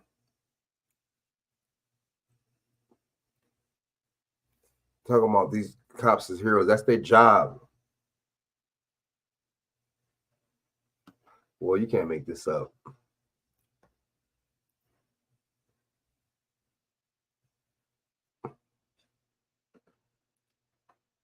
I'm over here, that's right, with folks in there. This is the building. No motherfucking Venezuelans ain't took over a motherfucking thing over here. You see this shit here? So that shit y'all seen online, that's a goddamn lie. No motherfuckers ain't coming up. But what do you think all these people online is getting this from? Who makes algorithms? Who makes the algorithms? You don't think the government makes these algorithms? You don't think the government does that? Who makes these memes? Who does this? The government controls all that, the algorithms and all that. Y'all, I mean, come on now.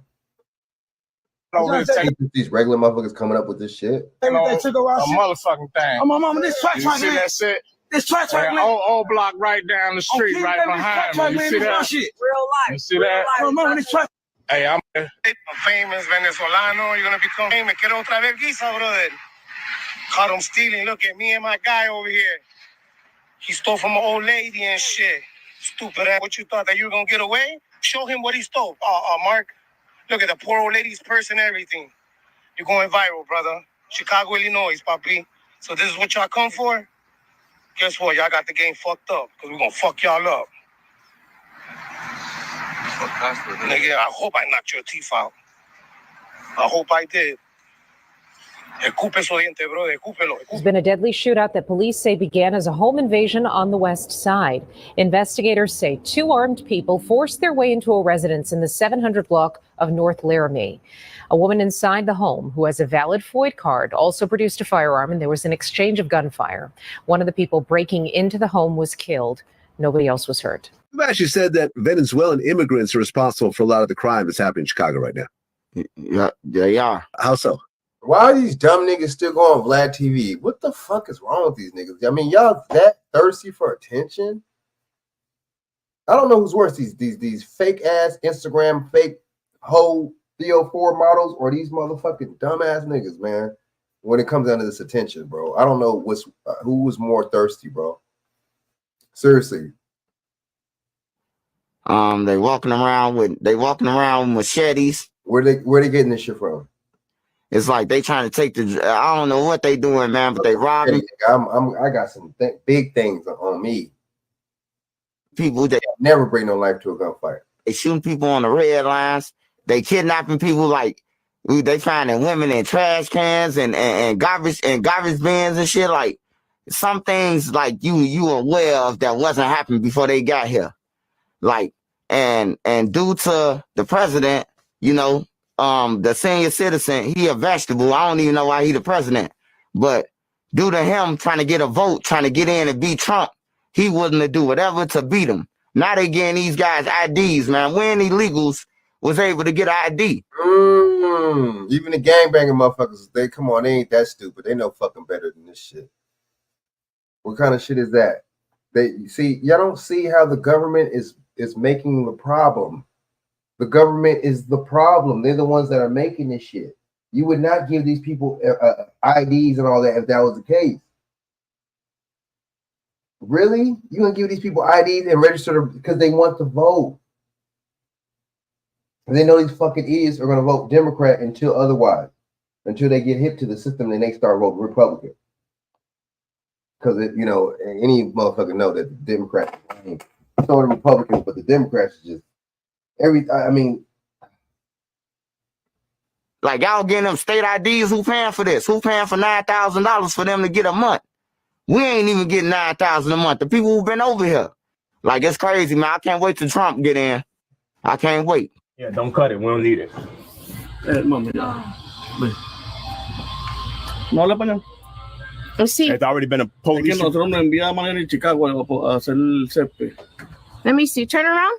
Yeah. Let me see your back of your shirt. Yeah, don't cut it. We don't need it.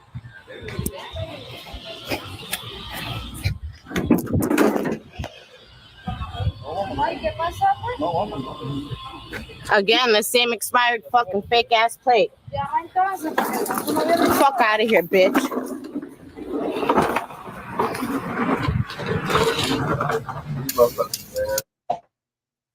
The government is to blame. We mad at these people and looking at them and treating them some kind of way, but who's really to blame? The government, right? I think we should be mad at the government, shouldn't you?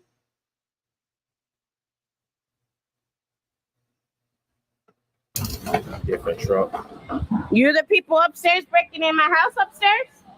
Huh? Are you the people breaking upstairs in my house upstairs? Hey, don't be so loud. Come on. Get this stuff.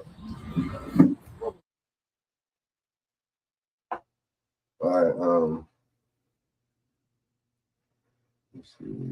Cared by the new video surfacing today showing a huge problem with what some are calling gang violence at an apartment complex in Aurora. The video shows men entering an apartment building with several weapons and then busting down a door. And all of this taking place at the apartments, which had become a crime hotspot in that city.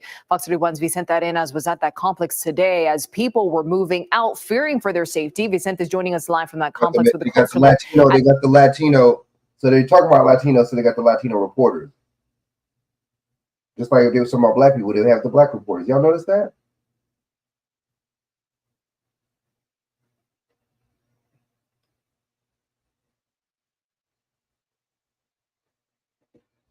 At that eye-opening video, Vicente. It is eye-opening, Erica. It is significant because this is the first time we've actually seen what has been happening inside that apartment complex at different times. This video, there's two different clips you're about to see. One of them, people carrying guns, and another where two people are just trying to break down a door. The video shows a group of men walking up a stairwell at the Edge Lowry apartment complex in Aurora. All of them appear to be carrying rifles and handguns, and the video shot earlier this month. One of the men can be seen talking on a cell phone. They all then gather around a door and go in. Another video clip shows men forcing a door open, but what or who they were searching for, not clear. The video was shot in the building where Cindy and Edward Romero lived until today. They loaded up their stuff and moved out. It's been a nightmare and I can't wait to get out of here. This is how Cindy used to lock her front door.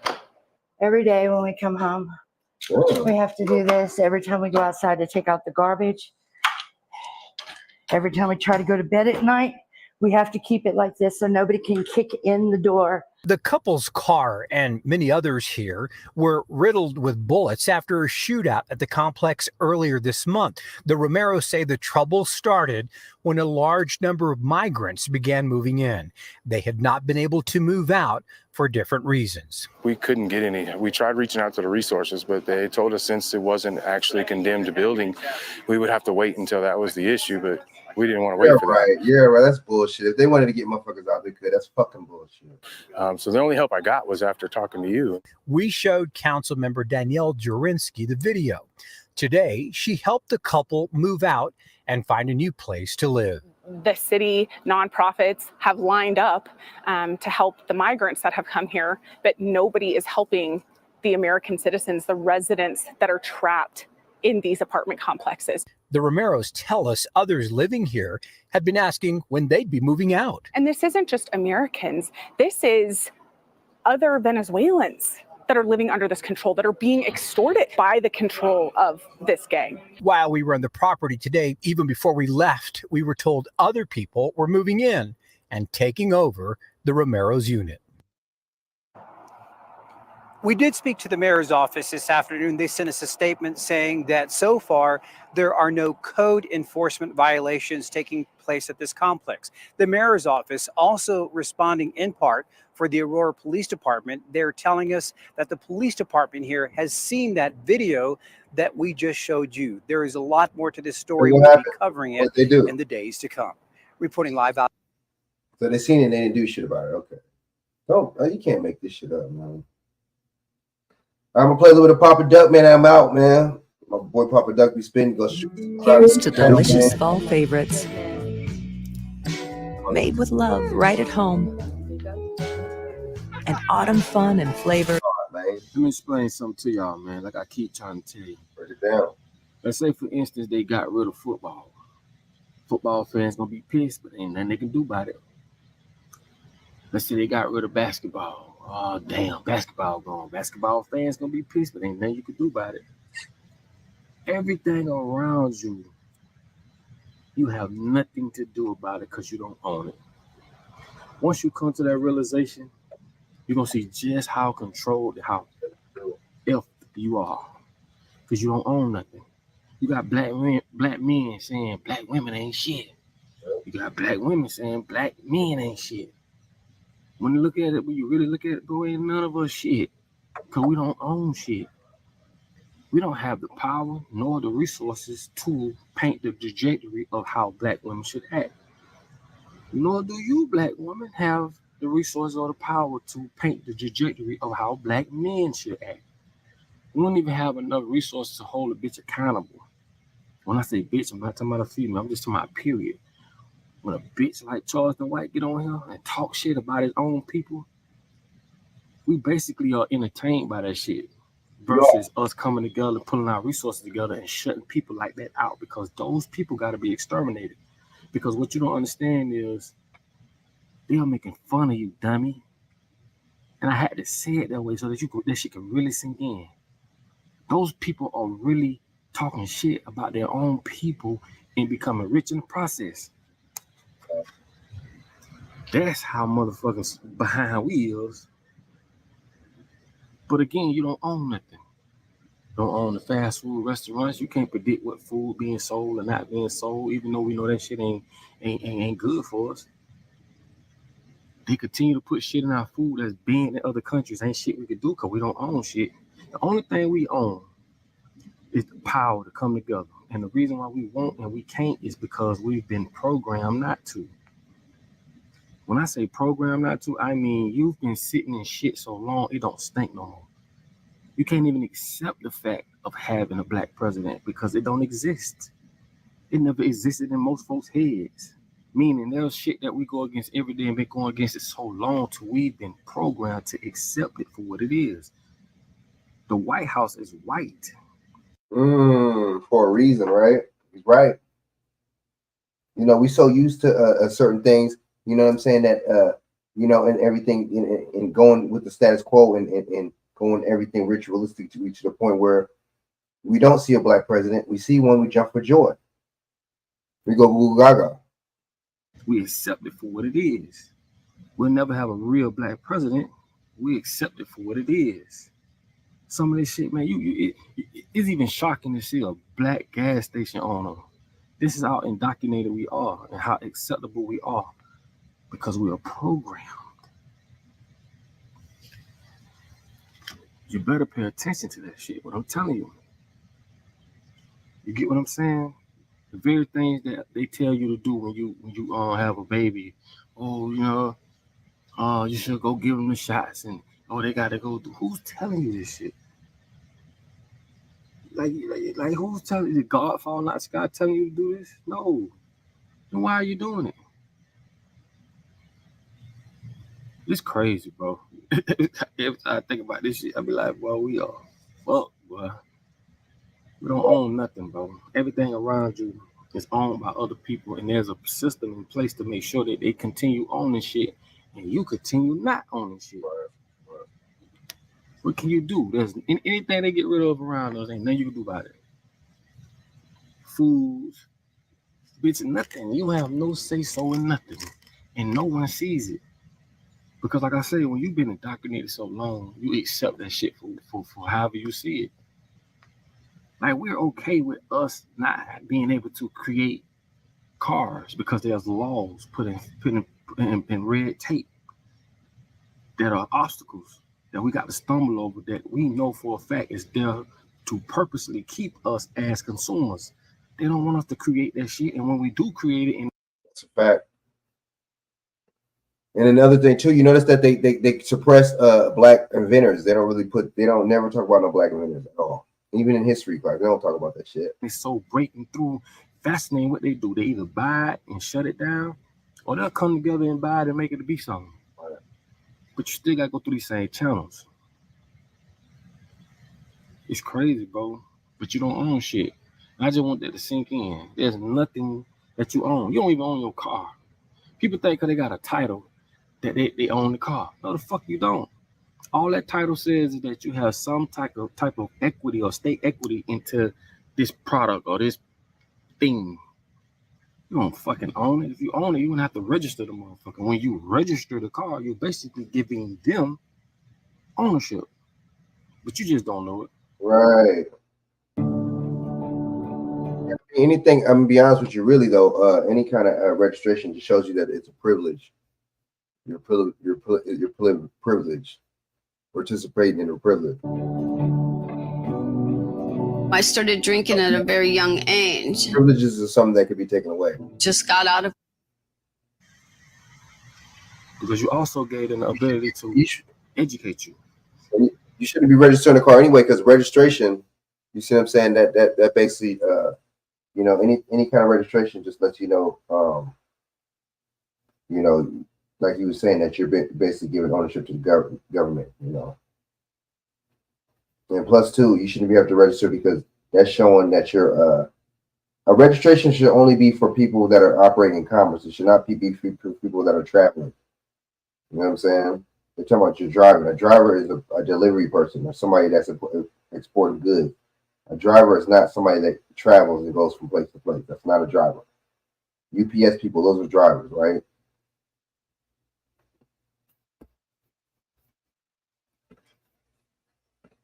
And they're going to educate you around their fucked up landscape platform that they know is bullshit, and it is designed for you to lose.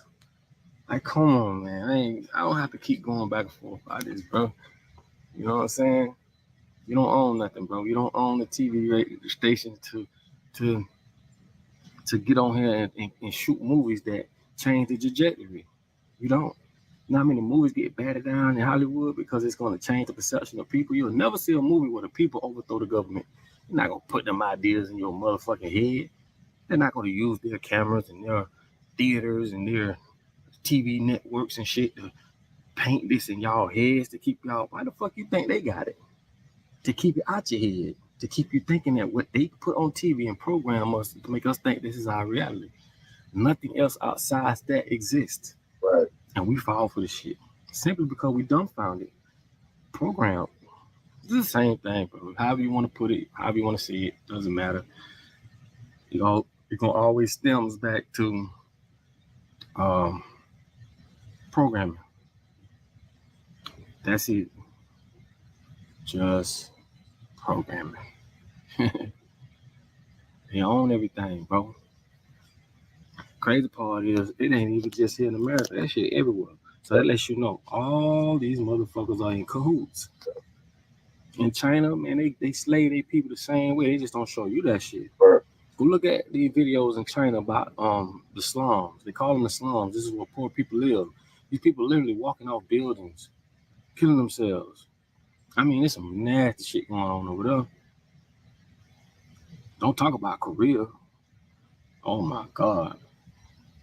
The president of Korea, the dictator of Korea, they say if they walk in your house and his picture on your wall is dusty, you go to jail. Damn. If the house burned down, you have to run back and grab the picture of him off the wall.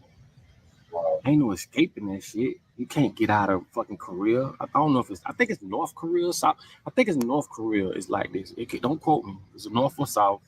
But it's one part of Korea. It's fucked up. It is messed up. I'm talking messed up. And God did not put us here to live like this. We talking people that look like us. We talking people that got legs and arms like us, but we obey what they say. I'm gonna do another video, right? And I want y'all to do your research on it before I do it. And it's gonna be talking about the divine right. That's gonna blow your mind. It's gonna piss a lot of people off too. Right.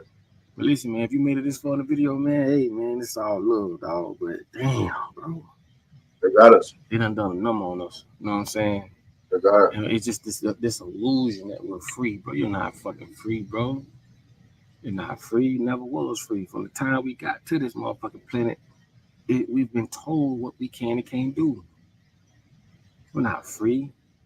That's why they use all type of tactics to keep us entertained. I'm sorry, to keep us entertained and to keep us busy and not have to worry about what the fuck they doing. Because I told you, if all of us didn't work, we'd have enough time on our hands to figure out better ways to do shit. But we got to keep you busy. We got to keep you busy, baby. And their job is to deplete your motherfucking bank account. So the more broke they keep your ass, the more you're going to want to work and need to work. Right. So that's why everything costs. Everything costs. That's why. Break it down. Anyway, I tell y'all, man, you got to think. So all you got to do is just think. Just use your brain. Just think. Something that they don't want you to do. Just use your fucking brain, bro. If we was free and if God intended us to live the way that we're living, something is wrong. We're programmed to think this shit because we ain't snapped out of that shit yet. We wake up every day, go to work. We wake up every day, do the same thing. We're not change it at all. Like I tell y'all, until we come together, man, nothing will change. I don't care if you got $1 million. There's going to be a day where artificial intelligence are going to wipe you out. You know, people with 4, 5 million, 10 million, they see now that shit. It's the mega rich. I told y'all in the last video, it's the BlackRock. Them bitch got trillions of dollars all together. You don't understand what you're up against. That little money you got is going to be depleted. You ever heard the term get down and lay down?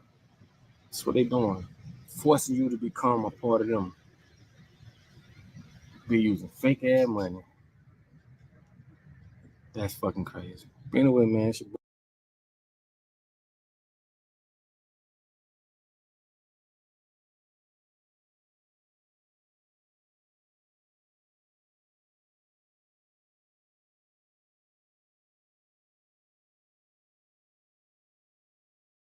Shout out to Papa Duck, man. He be spitting some real shit on his channels. Like, comment, subscribe to Papa Duck. He be spitting good facts, man. Very good truth teller, man. He exposed everything, man. If you've never heard of him, subscribe to him. Check him out. I'm about to get my ass off here, man. I've been on here for a minute. Hold it down. So subscribe to this channel. Like, comment, send this out. Share this out to your social media. Hit the notification bell to let you know I go on because YouTube be shadow banning. You know, they be tripping. All right, so I'm gonna holler at y'all, man. And until next time, hit your boy up, man. So if I don't do a show tomorrow, I'm gonna do one Friday. All right, salute, and thanks for sticking on. You know, everybody that came on, Shaq. You know what I'm saying? Dawson, Shannon, Monel. You know what I'm saying? But Shaq, the whole nine. So salute. Until next time, y'all. I'm gonna holla at y'all. And one, and the two, and the tree, bro.